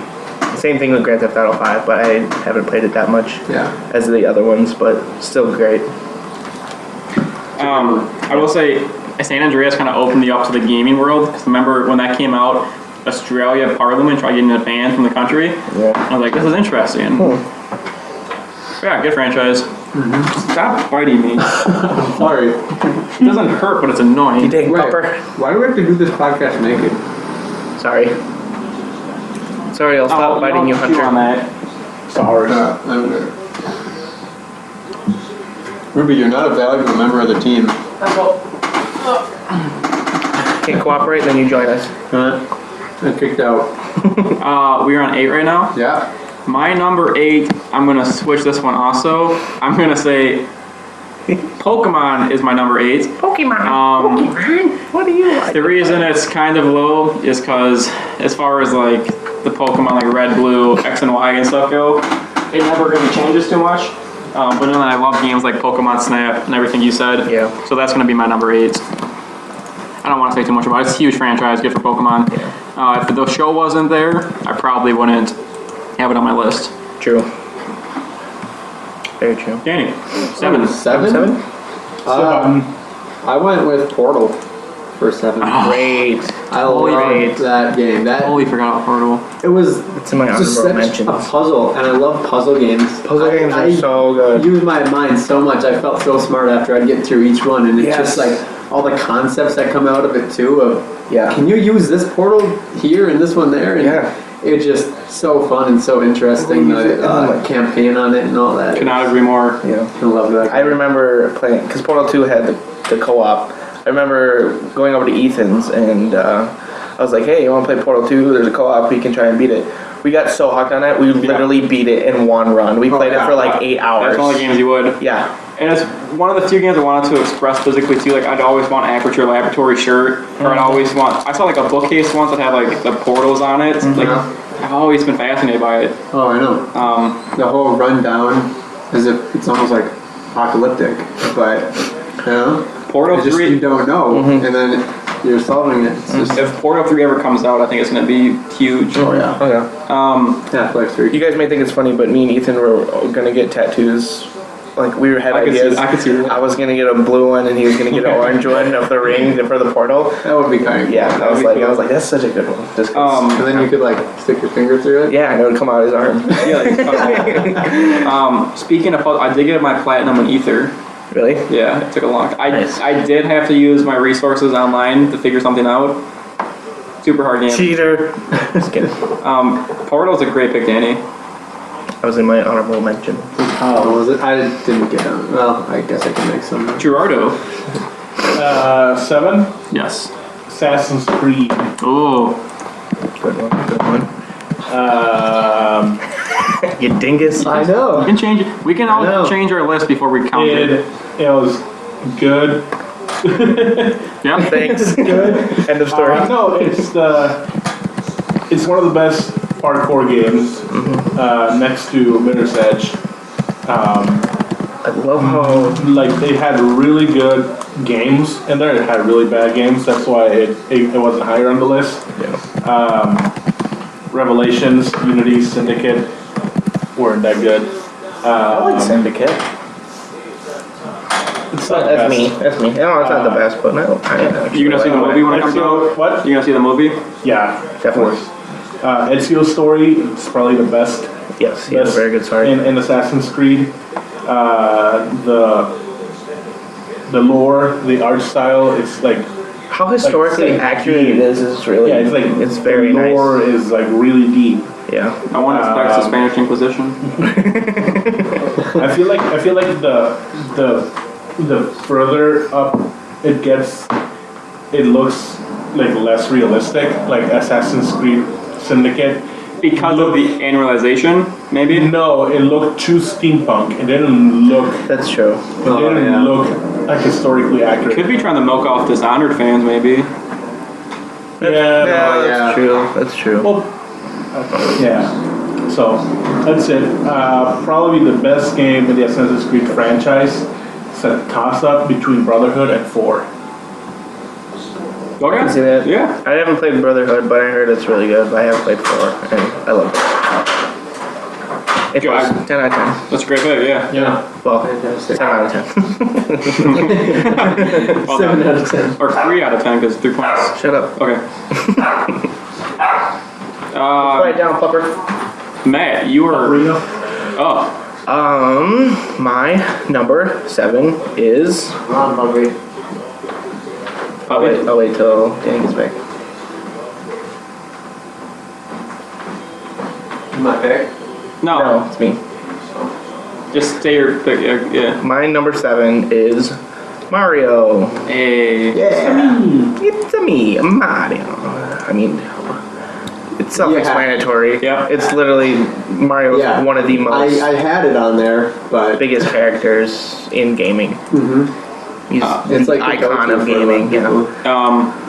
And who already said Mario too? As long as No. oh, no one did.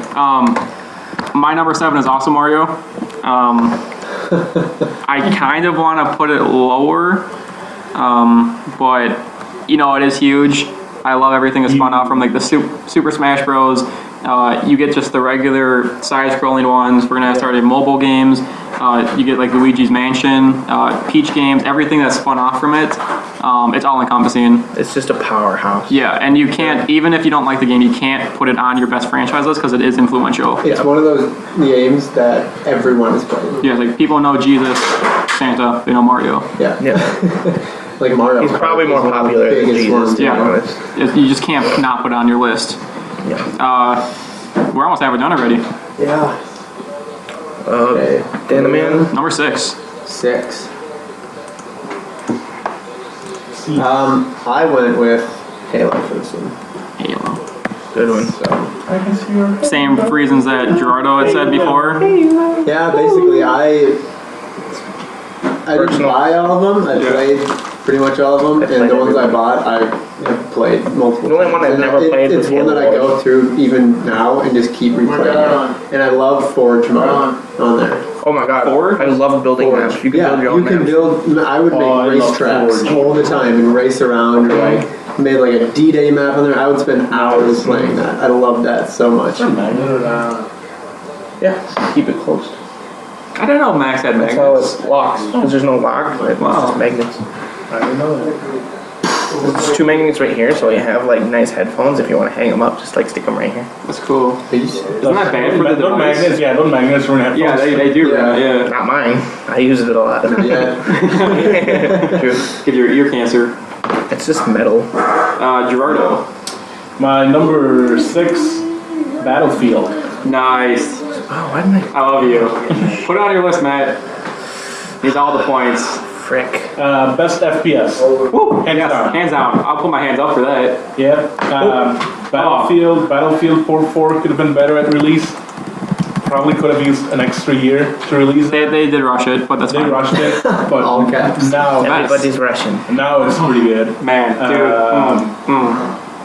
Hardline, kind of a mistake. We forget about it. It doesn't exist. Yeah. So What's It's like Hardline? Star Trek 5 doesn't exist. yeah, best entrance, either Battlefield or maybe Battlefield 1. Have to wait and see. Well, okay, so you're a new fan to it. I've played it since Battlefield. 42? No, Bad Company. Oh, okay, nice. So right as soon as I got the consoles. Yeah. Nice. Okay, I always hated you, but now I kind of like you. So, Now I hate you less. Thank you. I'm so happy that's on your list. Yes, thank you. Thank you. She did it for you. That's right. I did it for Harambe, actually. Do it for I will say really quick, one of my favorite Battlefield moments is Battlefield Bad Company 2. There was when I was going for my platinum trophy, my final platinum trophy, final trophy I had to get was you have to get a demolish trophy. You have to blow up 20 buildings, and as they fall down, if anyone's inside, you have to kill them. Yeah. One of the most fun experiences ever, like playing game modes where you know someone's going to be inside a building, like selectively planting C4 to blow it up and have it fall. It's just amazing franchise. I'll allow it.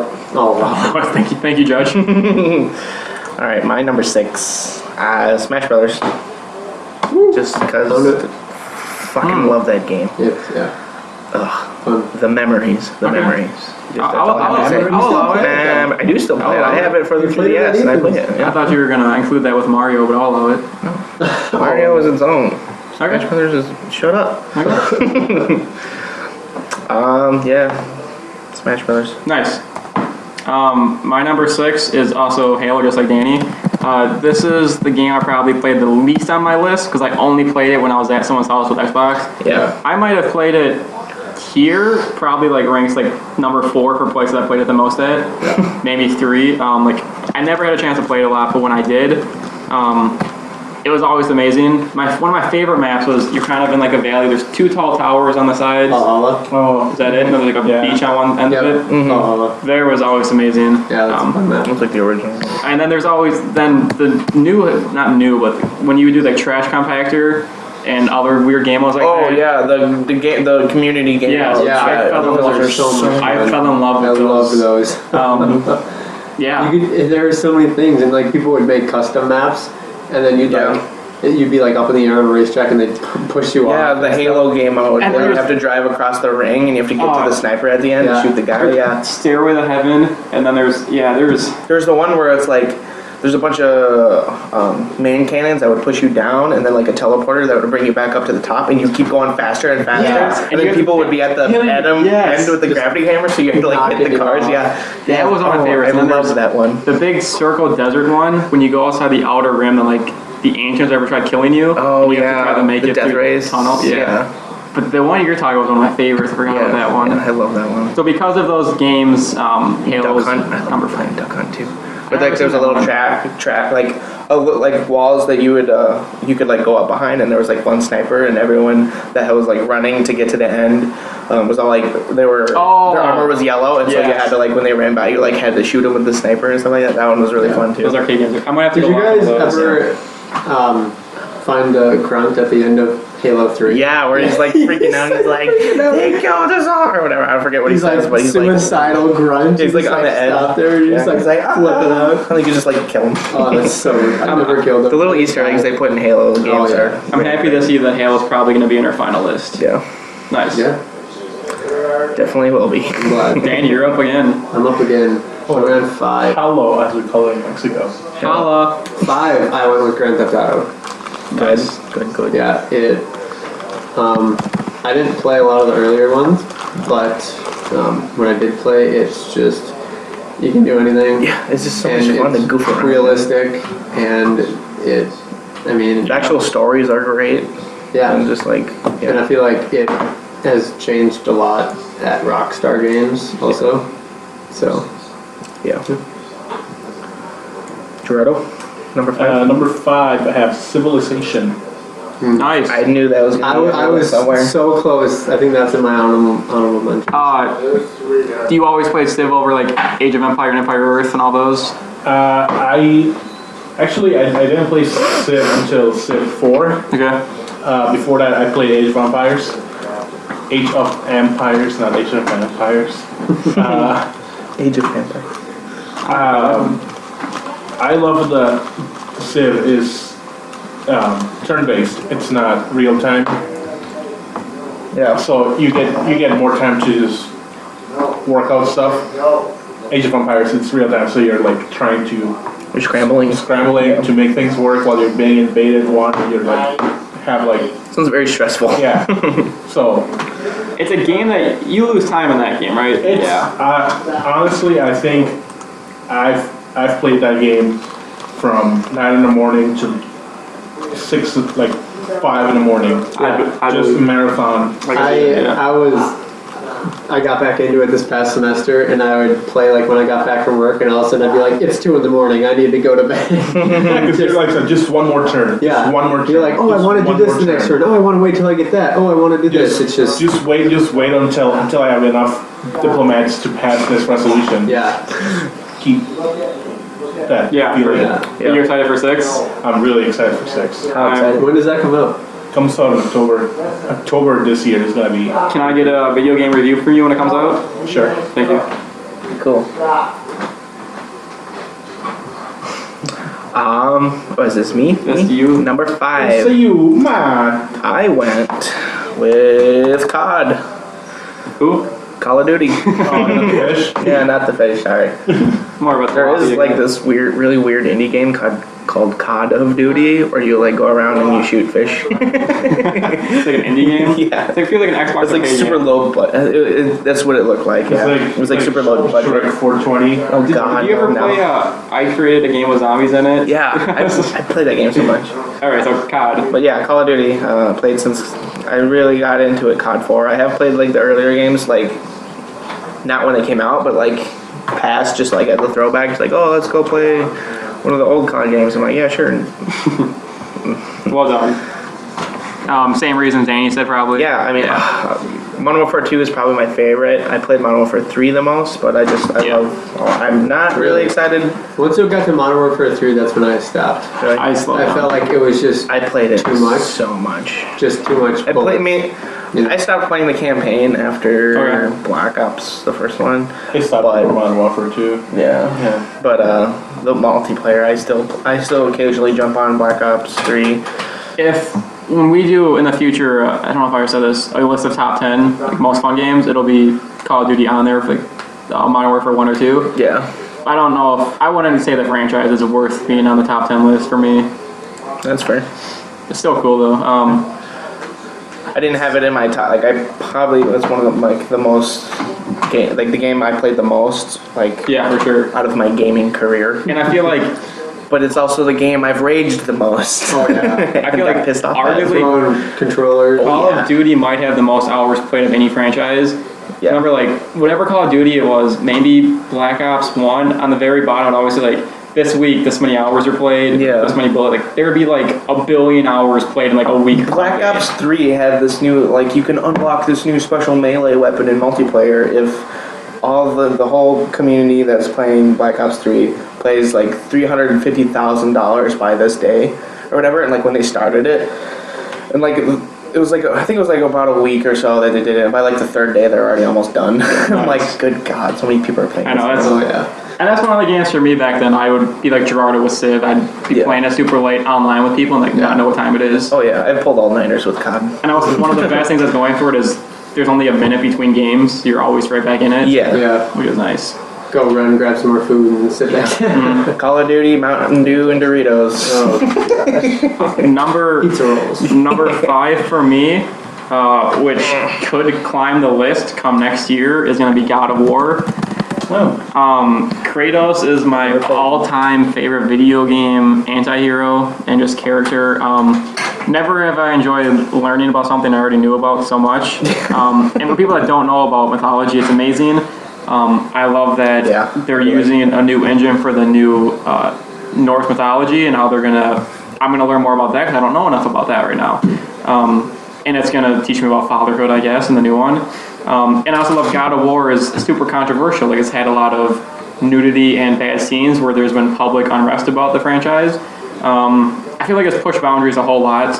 Combination of pushing boundaries, or pushing boundaries, and just one of the most fun games to play. It didn't have online, but it might be the only game I ever beat multiple times that didn't have online. Like Last of Us, I only beat twice. and that's second. Like the God of Wars I always beat. Yeah. Visually stunning and facing the Olympic God monsters. That's Yu-Gi-Oh. The gods. God of War is one of the greatest franchises of all time. Very good. Very good. Very nice. Okay. Down to 4. On the floor for 7 points. 7 points. I gave those points to Red Dead Redemption. I don't know if that's a good sign or a bad one.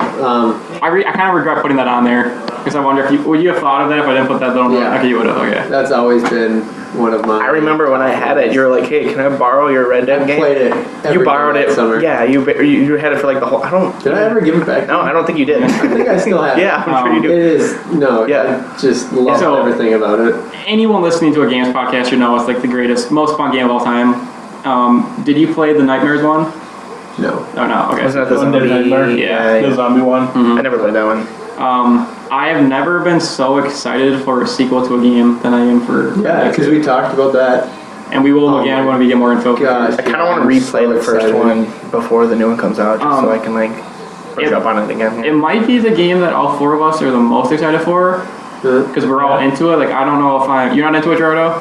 I am. I'm super into it. Oh yeah, it's like what game? Not do the you, most for me. well, like I don't know if there's another game that all four of us. Oh, are into. collectively, yeah, it's probably Like we have the most interest put in this game. But personally, Yeah, I know personally. Well, just, Yeah, I just think it's a great game. Yeah. I love the Old West, and I love characters. the only reason it's not on my list is because I didn't play Nightmares and because I haven't seen the next one yet. Yeah. Like I'm just gonna hold off. all right, Geraldo. My Tiny numero 60. 4 is Grand Theft Auto. Getting up there with the points. Jeez, yeah, that's Battle is Basically, what you all said. yeah. Granddaddy of Sandbox is super fun. yeah. Yeah. One thing that no one acknowledges, it's the voice acting. Yes, that is So much that is- effort into yeah. the voice acting. that is very true. Even like little like side conversations that you hear in the street, they're like interesting. The radio shows, Yes. they're Yeah. really good. And Those are fun fact, if you listen to the 93X morning show, the two DJs, Nick and Josh, they are in GTA Vice City. Nice. Really? Yeah. That's awesome. I still remember from GTA 3 one of my favorite moments. There was one channel, their commercial was always talking about a basket of kittens, and they'd always be this was GTA 3 on PS2 like 10 years ago, whatever. They'd always be like, get in a fight with your wife or something. We'll deliver a basket of kittens to your front door whatever time you want. And they kept doing that commercial in different ways. So radio's awesome, and then cheat codes I think were amazing for that. Oh, yeah. They like inspired a new generation then of Yeah, I love just like the NPCs sometimes when you're like Yes. when they're like running around, they'll randomly say stuff. Like I remember if like you pull out a gun and like there's like a very rare voice thing that I heard all the time. The guy's like "fuck me in the ass," and he like runs away, and I'm like, "What? Did I just hear that?" Yeah, just real random things. It's fantastic. And GTA 3, whenever I remember I always used the chains to like cut people's heads off. Yeah. I would do that, and then other people in the background start fighting each other, and like, people getting car crashes. Yeah. And that thing, you punch someone, and then they come back and punch you, and you like kind of like walk behind another person, and they punch that other person, And then they start fighting. They start fighting each other, And then the police come. comes, and then they start shooting at the police. It's kind of like a war. Yeah, exactly. I remember there was one time where it was like some guy was like, I got him to punch another guy, but the one guy was still attacking me while getting simultaneously punched by the other guy while the cops like pull up, and so like there's just like people, just a train of people punching going each at other. each other. I was like, this is just It's a riot. this is incredible. Yeah, and we could probably all see there's like one house or one street from any of those games and know what that street is. If you saw a picture of that Oh, street, yeah. that you just know. Yeah. It's so powerful. Grove Street. I get it. All right, my number 4, Halo. Halo. Wow. We all said Halo. It deserves it. Yeah, I guess so. It's huge. I love Halo. I can't even express how much I love it. Which game is your favorite? Oh, Halo 3. 3, yeah, Three. 3 is my number 1 like, all time. Your worst? My favorite. What's your Shut worst? up. What's your Oh, what's my Besides worst? Wars, if you don't like Wars. I never played Wars just because I don't like that style of Yeah. gameplay, but otherwise, I didn't really like ODST just Okay. because it wasn't awful, but it was just very different, and I just didn't like the style It of was it. the first one that you weren't Master Chief, Yeah. which I kind of. Josh of War, what? You missed a lot. Did I keep changing it? Yeah. Okay, I'm just curious. Okay, so you guys know I'm a PlayStation fanboy. It's like Twisted Metal, Killzone, Yeah. God of War. Can you guys guess what number 4 is? Uncharted. No. Unfarted. Spyro. Uncharted. Spyro. Spyro is such a... Oh, remember when Spyro and Crash had the crossover games No. for the Game Boy? No. Yeah. You don't remember that? No. I did. I beat both of those. That makes me like it even more though. Yeah. Spyro had one of the best campaigns I've ever seen, fighting like the evil dragon. Yes. Evil dark green witch dragon. Soundtrack was beautiful, the graphics are stunning. I mean, it might suck if I played it today, but at the time it still has a place in my heart. I love Spyro. There's nothing like it either. Yeah. Never was. Right. Other games like Ratchet and Clank, well then they had Jack and Dexter. GTA has like Mafia. Nothing's like Spyro. That's all I gotta say. I love Spyro. That is a fun game, a very fun game. And then Spyro inspired the new stupid Wii thing with Didn't it the... Spyro it? Okay, that's not... God dang it. Moving on. Next. Number 3, Danny. Number 3. Okay, well, Gerardo reminded me of it, so I had Assassin's Creed. Nice, that high. I'm big into history, so I love the Nerd. historical factors. Freaking nerd. What the heck? Dork! And it's also kind of like Bad. GTA and what we were talking about. How you can just like start fights with people and stuff. Yeah. And like a lot of the time I'll just like go up and kill one of the enemy guys and then like run and hide. Yeah, it's a fun... Kill like 30 people and then no one game, can find you. definitely. You're just hiding in a And crowd. they're like, Yeah. where are you? And you're like, Yeah, yeah. who's that? If you were to make a list of like greatest gaming moments, jumping from a Spire into a hay thing might be on my list. Yeah. It's so real too. Like I've done that before in real life. Shut up. And died.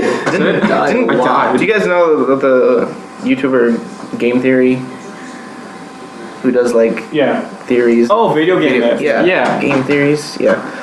There's one, I'm pretty sure he did, like, if it was possible to do a jump like that and it's not, you would die. Really? Yeah. Oh shit. I didn't Yeah. know. And, like, that. he did, like, all the science of, like, how you would die or, like, what would kill you or something, you know, In the like... ground? Well, yeah, but, like, No. never mind. Actually, well, like 200 years ago, I used to think when you jump off somewhere, you would die during the fall. Then one Some people do. It's scared of yeah, but like that used to be like a common like Yeah. myth. Like people always thought you'd be dead before you hit the ground. Yeah. And then one guy tried to prove that right, Yeah. but then he was alive when he hit the ground. So yeah, okay. Gerardo. Right. Well, number 3 is The Elder Scrolls. Never heard of it. That's in my. Shut up. Hey, did you know that I I had have that, mods? but I had to move it. Yeah. Vast maps, lots to explore. Yes. Super rich lore. Yeah. Oh, yeah. I think we've talked about that the most game on this podcast. They had a Fallout have been the most talked, I I mean, think. it always pushes RPGs to the limit. Oh, yeah. What you can do and what's possible. The engine, the ability to mod it. It's great. Stop. I'm sorry. He's like, It was great. tear down his eye. Tear. No, so fantastic. but I'll never PS4 get to aside, if you get Skyrim for PC, you're gonna mud the hell out of it. Yeah. Oh, yeah. I did. Are you gonna buy the remaster for PS4 at all? No. No. And they For sell the Xbox hands. One. Yeah. Favorite in the franchise? I remember that. Skyrim. Skyrim. Yeah. I was playing with Danny one time, and I was just goofing around in the world, and one of the merchants was like selling gloves, and he was like, "Oh, sweet, you can buy hands." He's like, and then he like everything I bought or like I had in my inventory. I had a bunch of food and I ate a bunch of it, and he kept telling me to eat everything. He was like, "Buy the hands." I was like, he's like, "Okay, now eat it." Remember that? The hand? Yeah, when you're like, eat it. Everything you wanted me to eat, everything. I'm pretty sure I've told you guys my most embarrassing game of all time. The first time I ever played the Elder Scrolls is with Oblivion. I I know I've told you guys this. It's, I don't think I've heard this. So first time I ever played the Elder Scrolls of Oblivion, definitely most embarrassing moment. I probably put like 5 hours into that game, and you start in a cave, but I never made it out of the cave because for some reason I couldn't figure out how to get out of the cave. So you spent 5 hours trying to figure Yeah, out. like over multiple months. I was like, I'm gonna sit down, because people keep saying this game is fun. How do you get out of the cave? I never figured it out. I don't know why I didn't figure it out, and then I got rid of the game. Because you're stupid. Yeah, it was pretty bad. I remember like I got out of the jail cell, but then like I was always trapped in there. It's really it was confusing. when I played it. It was very confusing too. I'm trying to look up more rumors about Elder Scrolls 6, but I can't find anything of substance other They're than not 2018. working on it right now. They're not? That's what Bethesda said. They're just doing the 2 new IPs that they keep saying they're doing? Yeah, they're not working neither Fallout nor Skyrim. Okay. So It better be good, though. 2020. I want to guess what your number 3 is going to be. I'm going to guess, you weren't a Metroid fan, were you?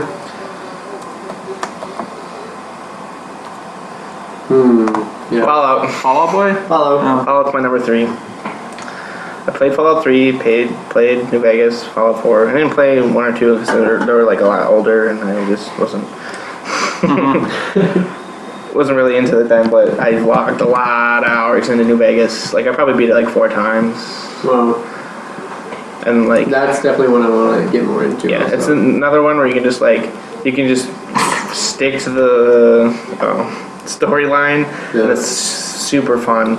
Or you could just go and do whatever you want, you know? Yeah. There's like one point in New Vegas where I like beat everything. I beat all the DLC, and now I'm like, now what? For my character, and I was already super overpowered. So I just went and killed everyone. I went to the Legion, I killed all of them. I went to the NCR, I killed all of them. I went to like other factions. I went into towns. So I was hated by everyone just because I killed everyone. You always are. Yeah. But yeah, they have great DLCs for their games. Just a lot of fun. Yeah. Agreed. Good choice. My number 3. Why aren't yours bolder? Do they only get half points? I don't know. My number 3, I want it to be number 1 if I didn't play modern games. My number 1 is going to be Worms. Worms is fun. I went back and forth between Worms and Army Men because growing up with Murphy, all we would play at his old place was Worms and Army Men. The Army Men games were amazing. I did love those games. The Worms, nothing beat them. You go from just the 2D ones where you're on the opposite sides, like shooting rockets, and then there was the new Worms in like 2004, whatever. It's like the 3D. The 3Ds, yeah. So like you have like a big square map, 4 teams and the towers. You can like walk around to their base and launching the treasure butte. I will, and then there was like nacho cheese in the map, and whenever the worms would die, it's like I'm sleeping with the fishes now, or always catchy lines.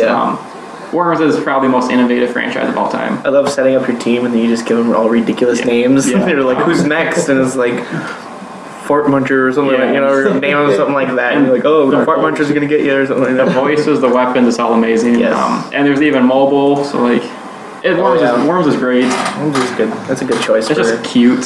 Yeah. It's cute. It's a cute game. Just one that you needed for number 3. Army Men's not cute enough for number 3. It's not cute enough. All right, we're in the thick of it now. These The last 2. These could determine if anything said before gets points. Damn. Minecraft. I almost put that. Is it a franchise? Well, I don't think it's a franchise. I mean, there's like there's a lot of games. There's a lot of There's different versions of it. It's all the same game, but there's a Telltale version too. Oh yeah, there is a Telltale version. Oh yeah. Minecraft. Yeah. It's also one that's kind of like Civilization, where you can just get lost into playing it. Yeah. Oh yeah. You can just like go around the world, or you can try to build something cool, and they have. I love the mining aspect of just gathering materials. Like I'll spend like hours in a cave, and then you fill up your inventory, and then you just like get lost, and you're like, then you die and from some lava, and then you lose everything, and then you put the game down for like 3 months.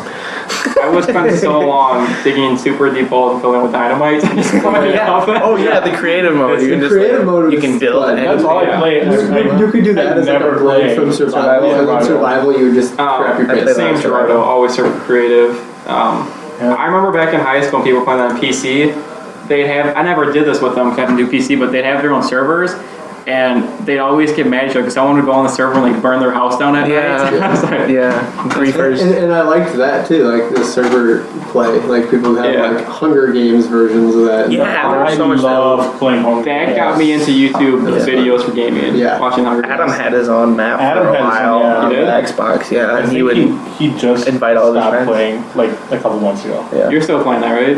You I picked it still up play yet? creative. I haven't played in a while, but Yeah. it's definitely one you can pick up and just Yeah, play I'm for hours. I'm building the Xbox US Capitol building. Are you? Yeah. You should build the one from Olympus Has Fallen when they blow it up. It's hard building stuff I'm to already scale have in like that game, though. 2/3 done. Yeah, just don't finish it, and there you go. Just do the 3/5 compromise. Perfect. Oh my god. So, All right. All right, Gerardo, you're number 2. sorry, is that too much of My a roll for número them? dos is Fallout. Oh. Whoa. Why did I feel like you already said that? Okay. He said it twice. Fallout, yeah. I have 3 people said it now, wow. Yeah. So I didn't put it on my list. He's like, It's gonna get that was points. my number It's one. one of the best Western RPGs. I mean, Western as an American, not as a. Wow, West. I got you. Yeah. That's right there.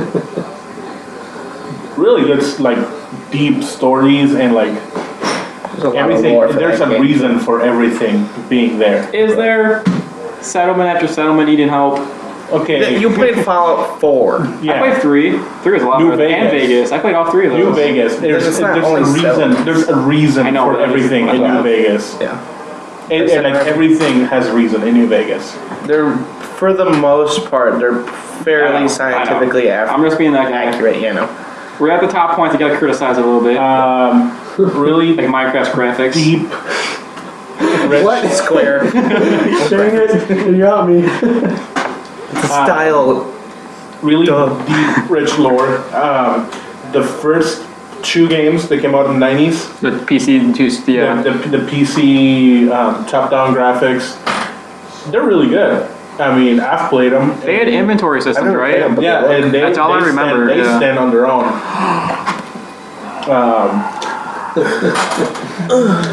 The player freedom, great. I mean, it allows you to do whatever you want. I mean, if you want to join a specific, what do you call it, faction, you can do it. The game kind of guides you towards a specific faction, but Yeah. you're free. You're free to do whatever you want. Yeah. If you're like really going for one faction, Yeah. you can literally like. There's up to a point like in the storyline before where like the other faction like completely hates you. Yeah. But like you could just be like, yeah, I want to go to the other side, and then you can like help them out. And, Yep. Yeah, like Fallout New Just Vegas kind of guides you towards the NCR, yeah. but at any moment you can be like, F the NCR. No. I want to go help Mr. House, or I want to go help myself. I don't care about anyone I always else. did myself. Like I always kind of like went towards the NCR because they're quote unquote the good guys, just because the Legion is just whack job, crazy slavers. But What's crazy about that? shut up. What are you saying about whack job? Trying to relive the Roman Empire on Nevada on the year 2297. Not having any weapons, just using spears. Yes, Did you guys play Shelter? yes. Fallout Shelter now. No, you do? I did for a while when it came out. I didn't. So, and Just not super into mobile. best game in the franchise, Fallout New Vegas, hands down. True. Sorry. For me, it's 3. But yeah, that's I get it. Yeah. I never beat New Vegas. I played that for a You short should probably get it. On what? I only have PS4. PS3. Oh, you have your PS3. Well, I guess like so. Yeah, we do. I just don't use it. Yeah. Yeah, should I have it on Xbox and PC. have it on the Xbox. Yeah. The endings of 3 was one of my favorite endings to any game. I didn't like expect 3. that robots. I like 3. I Spoilers. just don't like that it's a very canon ending. Yeah. There is no choice. Yeah, I'm more of an icon guy. Yeah. So, No, your turn. you get it? Okay. My number 2 is Elder Scrolls. Damn, points. Yeah. Dang it. You're gonna be mine. Elder Scrolls. Oops. Rules every time. Every time someone types it. Elder Schools. I played a little bit of Oblivion. I never beat it, but I did have fun because I didn't play it until after I played. They played that. Yeah, I did. I didn't play it until after I played Skyrim, but I probably beat Skyrim at least 12 times. I played it that How many much. dragons did you kill? Too many. Enough to break I the ice. have so many characters. Literally just how you can build your character. You can do just a regular Yeah, really cool. soldier type, thief type, magic type. But also a different lot of stories. pressure.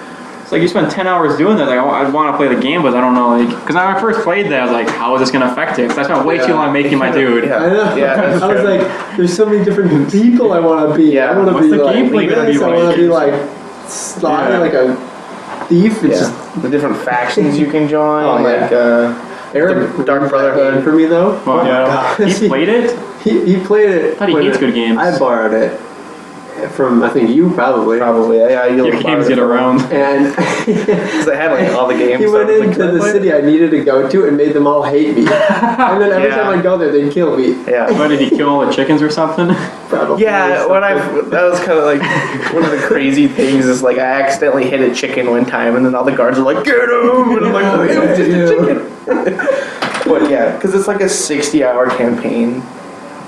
And I love that there are 2 campaigns. I love- Yeah, there are 2. campaigns. And yeah, you can pick, like it's Skyrim is just a huge war, Yeah. and you can pick which side. Well, also like these sub-factions that you can join and have their own little stories. And it's just a huge game that I logged so many hours. I think I'm going to buy the remaster. I love the style, like the medieval fantasy kind of a feel to it. I Yeah. really love that. And I love the Lord of the Rings-esque vibe I got from Yeah, it with the yeah. city names and whatnot. Yes, Um, the magic. Everything. quick change for me, just because I forgot. Number 7, I had Mario. I'm taking Mario off and putting Unreal Tournament. Unreal Tournament. I forgot the game existed, but that was my all-time favorite PC game, and it was on PS3. Yeah, I only like the PC game, but Unreal Tournament was great. yeah. My number 2 is the number 2 and 1 went back and forth, but I had this title on Uncharted. Unfarted. Uncharted is, I will fight anyone on this, is the most groundbreaking video game of all time. It has changed the future games. It led to games like The Last of Us, Destiny. Like all these companies saw what Naughty Dog was doing and the standards they were setting. I will argue that it's leading to VR and for all-encompassing graphics. It's changing everything. Online gameplay of Uncharted is absolutely terrible. I hate it, so I'll give you guys that. The storyline is amazing. I'm beating Uncharted 4 for my 4th time right now. It is, 1 was great, 2 was great, 3 was great, 4 was good, 3 was probably the best. It's so beautiful. I love the stories, like Shangri-La, doing the treasure of Stephen Avery. Every game has a different like historical game point. It's beautiful. And it's mostly it's there because even people don't like it. It's changed gaming forever. It set a new standard.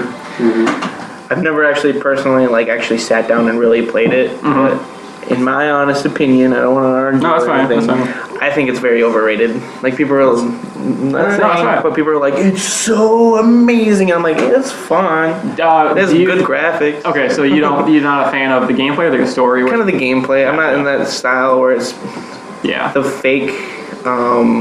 I forget what the name of it is called, but it's like it makes you think you're in a bad situation, but it's really not. Okay. Fake option or fake. Like you're climbing rocks and you're like, oh, it's all scary, but literally all you're doing is holding up. And like, QTEs. yeah, 2 was like that. They yeah, kinda like changed it. there's a lot of that, and I was just like, I mean, it's very cinematic, and I'm like, not that it's bad, but it's just something Gotcha. I'm not into personally. And I feel some people might criticize it because you're not really playing it. Like there's a story mode on Yeah. it, so like the enemies are super easy to play. So you're basically just going through the story and you still do the combat, but there's so little combat in it, like it doesn't take away from the story. Yeah, Yeah. Uncharted 4 had more combat though. A little bit, yeah. Yeah. So Some of them and are kinda hard. like Nathan Drake still kills like 1,000 people throughout the franchise, Yeah. but it's really a story. Yeah. Wasn't there a huge controversy for one of them because you were in like Africa and like the only enemies were like black people and you're like, oh, it's a game about killing black people. Drake's Deception had people wanting to start controversy, but it never got. Yeah, but it was like the argument was like, you're in Africa. Yeah. Yeah. at one point also we're gonna do a most overrated games. So if that's on your You list, could I put want that on there. to. Yeah. All right. Our best franchises of all time for 10 points. You can all but certain that each of our picks will be on the final list. You guys already don't mind this. You're gonna hate me. Why? Uncharted. Really? Yep. I love every aspect of the gameplay and everything I love in a game. I love that you do puzzles all the time. Like what I said about Portal, I love the puzzles that you have to do in the book, and I love the history from it, and I love the adventure aspect, and the fighting, and the graphics are amazing. Storylines, they do have incredible long games. It's just fantastic. I love it so much. I didn't think you were gonna say that because you were so quiet right there. When you said it for 9, I was like, oh yeah. So the title of this video is gonna be called Uncharted is the best franchise of all time. Debatable. Nah. Okay, so like I feel like since we're at the top of the line we have to criticize it. What would you acknowledge as a criticism for this game? I mean, you guys have been kind of going over it. It doesn't really have online. It is kind of, you don't have your own say, I guess. Like, you just kind of play into what that... No player option, yeah. Yeah. I don't know. That's good enough. Stop talking. I like... Yeah, don't criticize it anymore. It's making it look bad. It's the limit. Yeah. Very on rails. Yeah, it is very. I guess that's all in all what it is for me. It's just like at that point I'd rather just watch a movie. Yeah, so playing Uncharted, it's like a 20-hour movie. Yeah, but you're also, it's like, you play a little bit and you kind of, it's not like super crazy play, and then you just sit down for a while for a cutscene, and then you sort of, just, I don't know. Also, I'm just not really into that. I'm so hyped about it. I will say it's a lot of games. Let's say like Halo. Sure, they changed up for every game, and they tried Reach the Wars. Yeah. Golden Abyss for PS Vita is like the second longest Uncharted game. So cool, they made a super long game for that. Uncharted 4, they add new characters, new gameplay with the grappling hook. It's like a half open world. Let's say you're going to like a jungle. You can go like 8 different ways, but it funnels you to one point. So they open it up a little bit. Yeah. I am mad they took away Fat Nathan Drake because they were worried that it led to like being like it had the message like being people fat got is bad. Yeah. But it was fun playing as Donut Drake. Yeah, I heard a lot of people got sensitive. Yeah, so when you're playing online, you can change your character. Like there's always donut options for everyone. So they're super fat, a completely round shape. Nice. People were like, "You're being insensitive." Yeah, which I guess is nice, but whatever. I guess it's nice. Okay, can I guess your number one, Gerardo? Well, you already said Fallout. What's your number? Yeah, that's what I was Fallout, Elder Scrolls. What is your number? I'm surprised none of you had this on your list. Hold up, I want to guess. Oh yeah, we got to think about this. Because look at his list. He said everything he plays. It's not on our list either. Yeah. I'm really surprised you didn't have this on your list. It's gotta be pretty popular. I got nothing. I don't know. We talked about it? What console is it on? Yeah, All of we've them? talked about it. It's on all 3 main consoles: PC, Xbox, PS4. I don't know. I have no idea what your number one game is. Mass Effect. Oh! Totally forgot about that. Duh. Okay, that makes sense. Literally, you love. What? Yeah, I know. This is your car out there. Yeah, your car. I call my car the Normandy. Yeah. Oh my god. Well, maybe you talked about it more. We My car has a How did we all- seven- We talked about it earlier. We all blinked. Wow. He even knew what M7 they were. Okay. I'm not wearing my M7. Oh, we know shirt. why. Yeah, that's why. M7 jacket. That's why. It blends all 3 of my favorite genres. I mean, it's an RPG, it's a shooter, it's an exploration game. But it's not a JRPG. But it's not Uncharted. RPG. Really, Pissing Matt off. really great art style, great graphics. Choices matter a lot in the short run, not in the long run. Because we all know the ending, all of your choices don't matter at all. They all die. the very ending of the game. But like in Mass Effect 2, you could, like, depending on the choices you've made during the game, you can die at the end of the game. Like, all of your followers can die depending on the decisions you've made. Like, the ending of the game is a quote-unquote suicide mission where if you, like, make the right choices and no one dies. My first playthrough, like, 4 of my companions died during the suicide mission. You murderer. No, because, yeah, like, you have the option to, like, oh, here, you can make upgrades to your ship. I'm like, oh, okay, I'll do some upgrades. But if you go to the final mission without having your ship fully upgraded, like, people will die in the final mission if your ship is not fully upgraded. Dang. Voice acting is great. It includes everyone by having a female and a male version of the main character.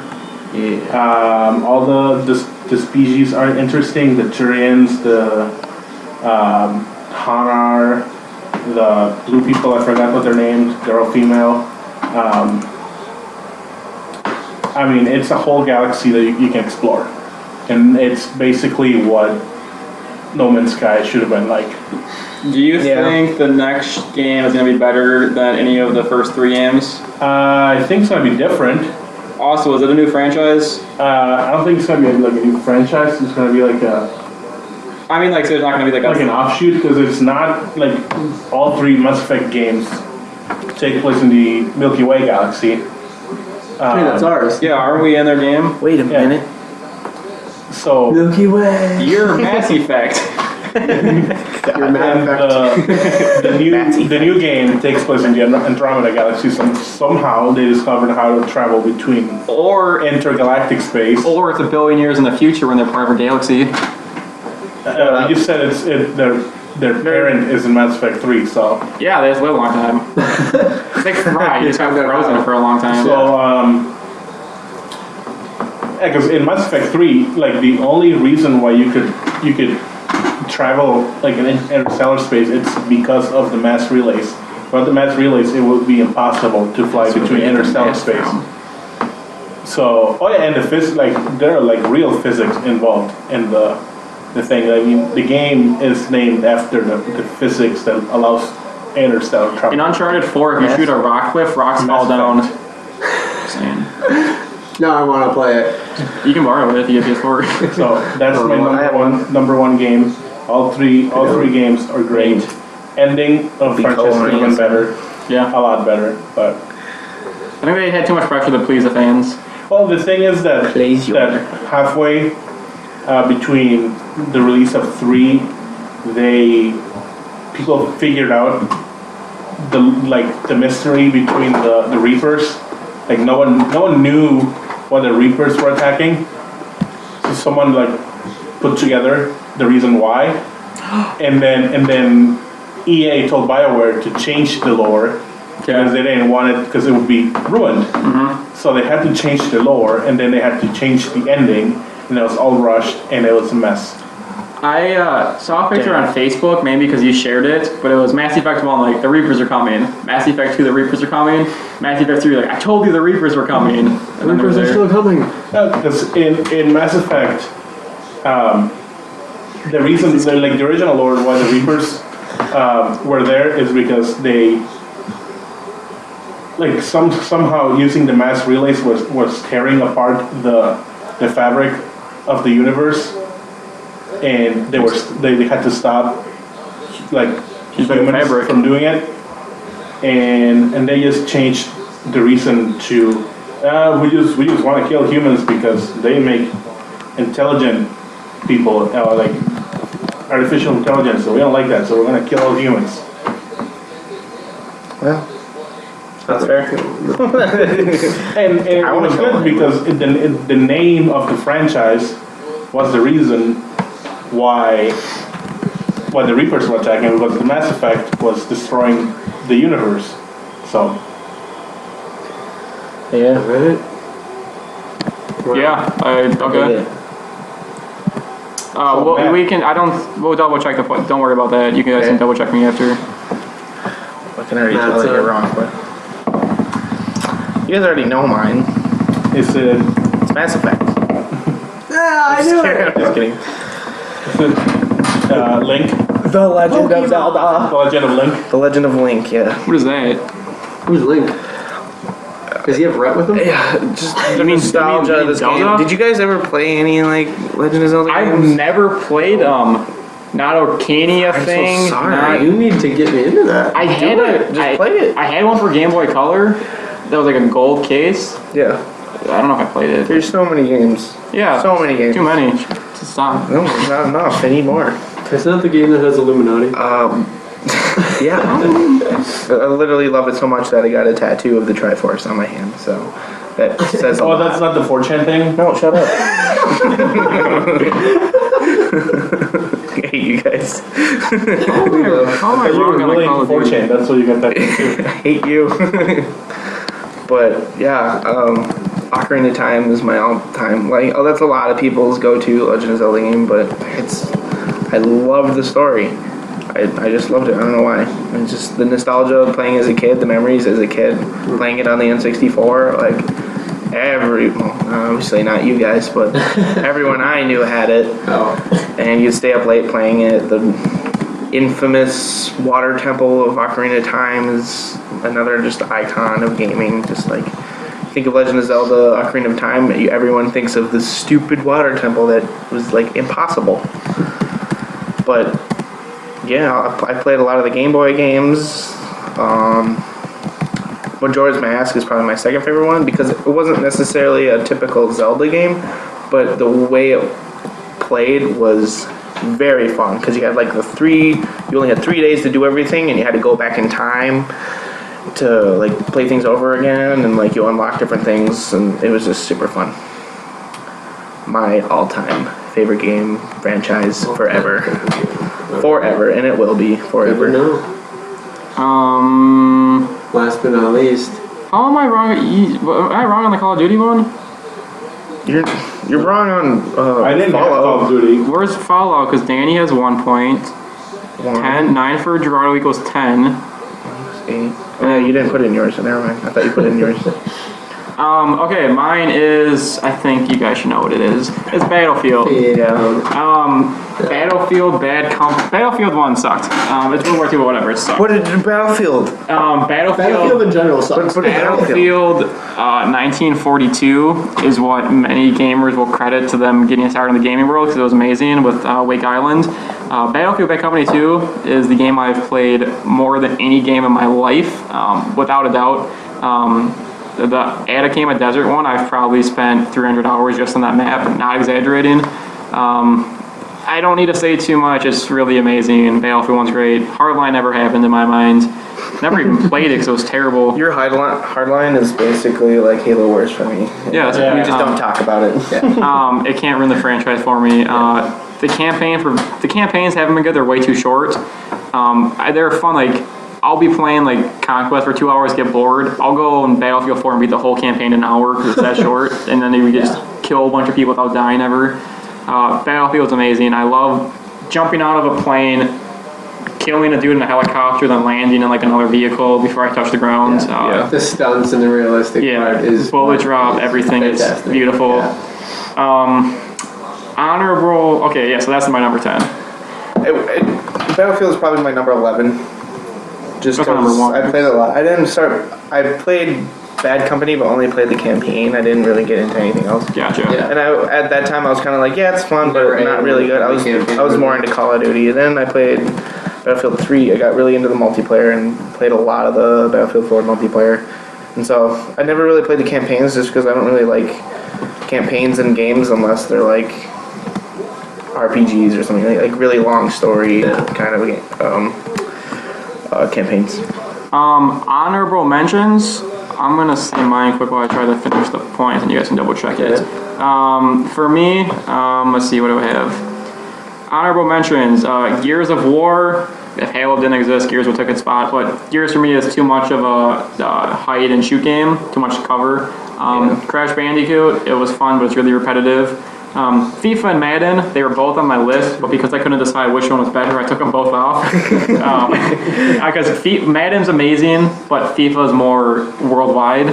Like it's huge, and you get the women's soccer teams now. Civ was almost on my list. It was on my list, even though I've never played it, but because I know Civ was great. Star Wars, because Star Wars Battlefront, Force Unleashed was big. You get the Lego Star Wars. Oh yeah. Well, I played a lot of Legos. Yeah, so there's been a lot of Star Wars. So yeah, that's me for my birthday. Who? You. When? When? Like third grade. Okay. How could I do that? On purpose? I don't like giving gifts that I want. And then my last honorable mention is the Hot Wheels games. That was the same time as Worms and Army Men. Yes. I remember driving around the Hot Wheels games. You could find like hidden cars for Easter eggs. Yes. Yep. Those are my honorable mentions. My honorable mentions are obviously Battlefield. That was like my number 11. Donkey Kong games. Donkey Kong Country, Donkey Kong 64. I played a lot of Donkey Kong 64. I almost beat that game, but None to of this you day I guys still had haven't beat it. Pokemon on your list? I had Pokemon. Oh, you did. Wow. One. Only 4 points for Pokemon. Yeah. Portal was on my honorable mentions. Left 4 Dead was also on my. Oh yeah. Excited for 3? Yes. Bioshock. I really like the Bioshock games. The biggest franchise that I've never played is Bioshock. Yeah. Mortal Kombat. I played since N64. I really like them. Better than Tekken and Capcom vs. Marvel for you? I was about to say Tekken was probably like almost in the same about. I played a lot of Tekken. Sonic the Hedgehog, Really? the original 2Ds. I don't like So the any of new, 3D ones. the Those one ones coming suck. out next year, you're gonna like then. Yeah, no. Okay. Assassin's Creed. Another game, Jack and Dexter. You guys. I played a lot of Jack Gas. and Dexter. Yeah, and Ratchet and Clank. I love Ratchet and Clank, but I haven't played it forever, and I haven't played the new one. I'm just kind of like, but I played it a lot when like the first games came out. When the new one came out a few months ago, they did a movie too. Yeah, I remember the movie. I was tempted to go see the movie, but I'm kind of like, it probably won't be that good, just because a lot of video game movies aren't very good. Yeah, great picks. Yeah. My honorable mentions are mainly just ones that you guys put, and then a few that I just thought of now. Civilization. Just classic. I love that game. I can play that so much. Mario and Pokemon I had on there, but I haven't played a ton of it myself. So, Elder Scrolls is great. Battlefield, Left 4 Dead, and Guitar Hero. Guitar Hero. Guitar Hero is on my list too. I forgot to say it. Yeah. For mine, I had the Telltale games, both Game of Thrones and The Walking Dead. Yes. I have, I don't have my list here, but I used to remember them. The Cities games, City Skylines. Okay. That's a They're all franchise. Cities, Oh, okay. Excel, really good sim games. SimCity, they were okay until they made like the remake, which sucked. And Gears of War. Yeah. I loved playing Gears of War when it came out. My favorite one, I forgot which was, the one you get inside a snake at some point. 2. That's my favorite one. Yeah. Well, there you have it. I will say for people listening, obviously we're a different generation of gamers than people that podcast who are like 30. So whereas their favorite games are going to be like Castlevania, Metroid, Pac-Man, Final Fantasy, maybe Star Fox, Street Fighter, Shenmue, I almost put Final Fantasy, but I didn't Sonic, play that much. Cat Marvel, Tekken. I love Castlevania. You like that one? Okay. Yeah, my We're into it. mom got me this, like my birthday or something, this knockoff console that had like a bunch of classic games in it. It had Castlevania, it had like the original Mario, like a bunch of cool 2D games. Yeah. If I was a guest on this podcast and I'd never played a game before, would have to make this list, I'd probably also put DDR on there. Just because it brought in like the interactive games, like it came before iToy and everything else. And it was huge. Yeah, DDR worldwide. It's still in a lot of arcades. Yeah. So we're a different breed of gamers. We're adding up our points right now. I might have it done, hoping everyone double checks it really quick. If you guys scroll down about half a page, we're gonna have the list right there. I just don't know if I'm adding my points up correctly and if that's all the top games. It's a lot to look at. I mean, you missed a lot to look at. Zelda with 10 points. Probably just take a break right now and cut this spot out. But, okay. Yeah, we'll Totally cut this. disregard my 10. What, alright. Huh? Oh, Legend of Zelda. Oh, sorry. Well, you put Laz. What the fuck is Laz? Legend of Zelda, you idiot. What? So way to slow pick a down, game that no one has played before. You guys, because you guys had no childhood. No. Yeah, I wasn't allowed to play video games. That's true. All right, just for the sake of Should have it, been born in Mexico. I'm switching my number. My number 8. I'm I taking out. Pokemon. My grandma wouldn't let me because she thought it was a devil's work. Where's Pokemon? It is. All right, Pokemon's dropping to 1 point. I'm taking my Pokemon away. It's a dog. My Pokemon's switching to Tony Hawk. Oh my god. Tony Hawk, yes. Yeah. Yeah. Okay, so you get So Fallout. So act surprised when we read these.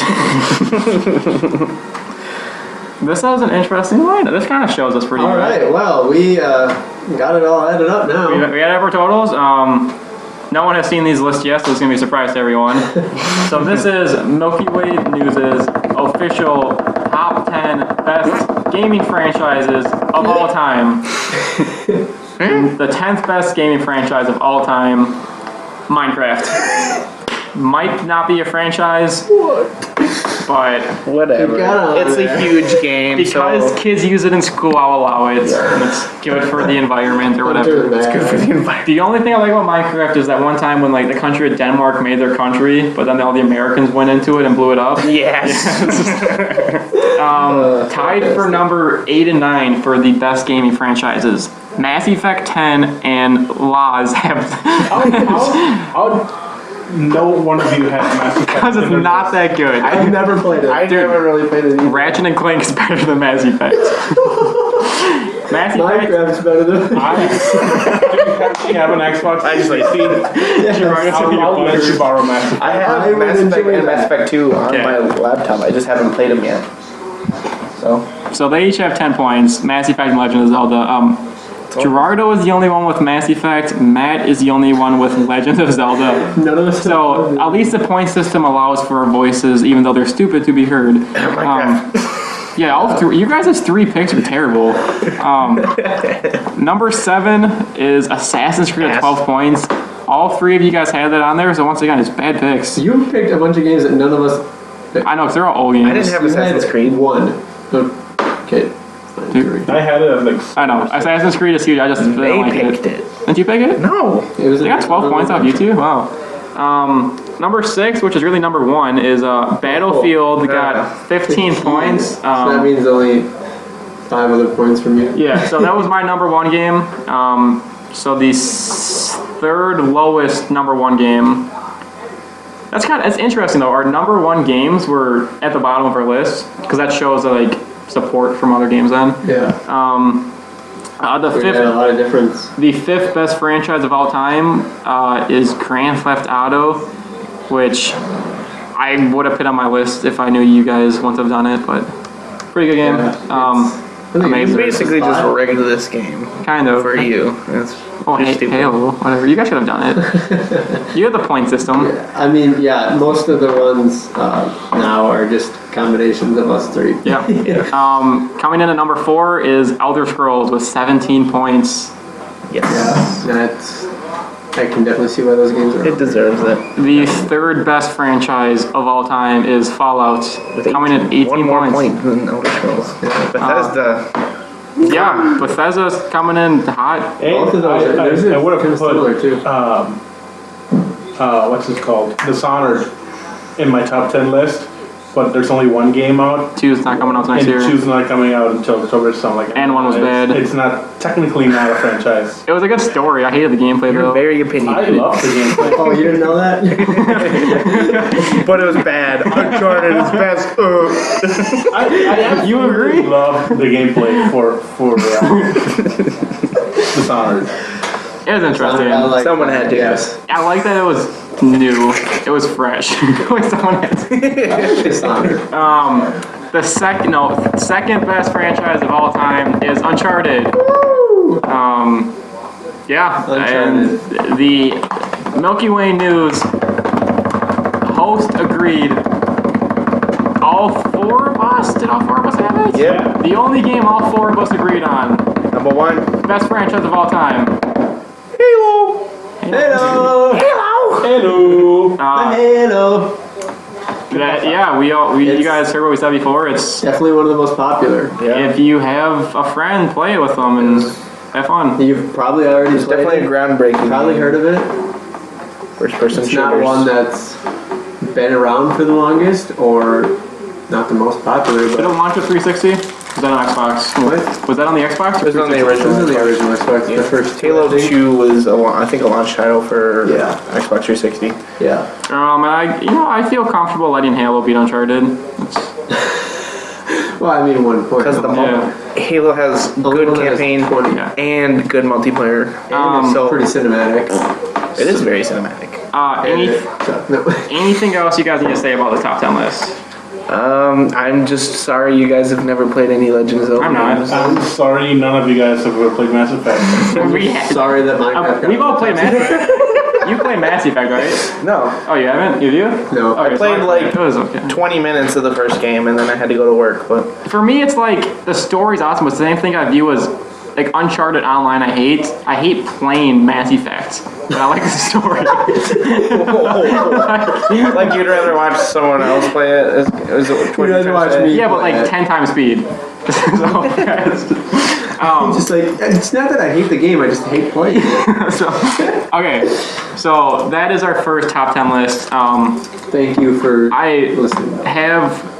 we're gonna do this again. Yeah. You guys I have a couple things we can do. You guys gotta choose which one we want to do. Option 1, top 10 most fun games. So like single games, maybe not the best, but most fun, like most enjoyable to play. Yeah. Top 10 most must play or most captivating games. So for me, a game on there would be like Firewatch. Like it's like a must play game. It's really unique. Top 10 list of most overrated or disappointing games. Mass Effect. Legend of Zelda. So Minecraft. we could do that, or just a throw off game that I had on there, like best Netflix exclusive shows. But yeah, Narcos.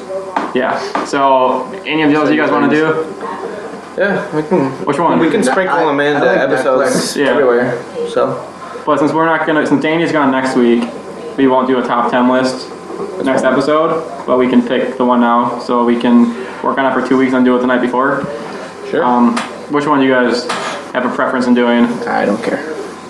Most overrated, must play, I would either do or most overrated or Netflix. The ones that you want to do. Yeah. Okay. Let's do overrated. Okay. Those The overrated next games. Yeah. So next podcast or not next weekend because Danny's gone, but the following one. this? So not this The weekend. month. Not this weekend. We can still record this weekend, but we won't do it because Danny will be gone. Oh yeah, you're right. You're right. So tune in 2 weeks when we do our list of the most overrated games of all time. Thank you. Just games, not franchises. Okay. I'm Danny. I'm Matt. I'm hungry. Me llamo Jose. Thank you. Thank you for That's a listening. baker's dozen. Where's Trump? Get him out of here. Turn off the lights. Turn off the lights. Now they're too China. bright. Turn them off. China. I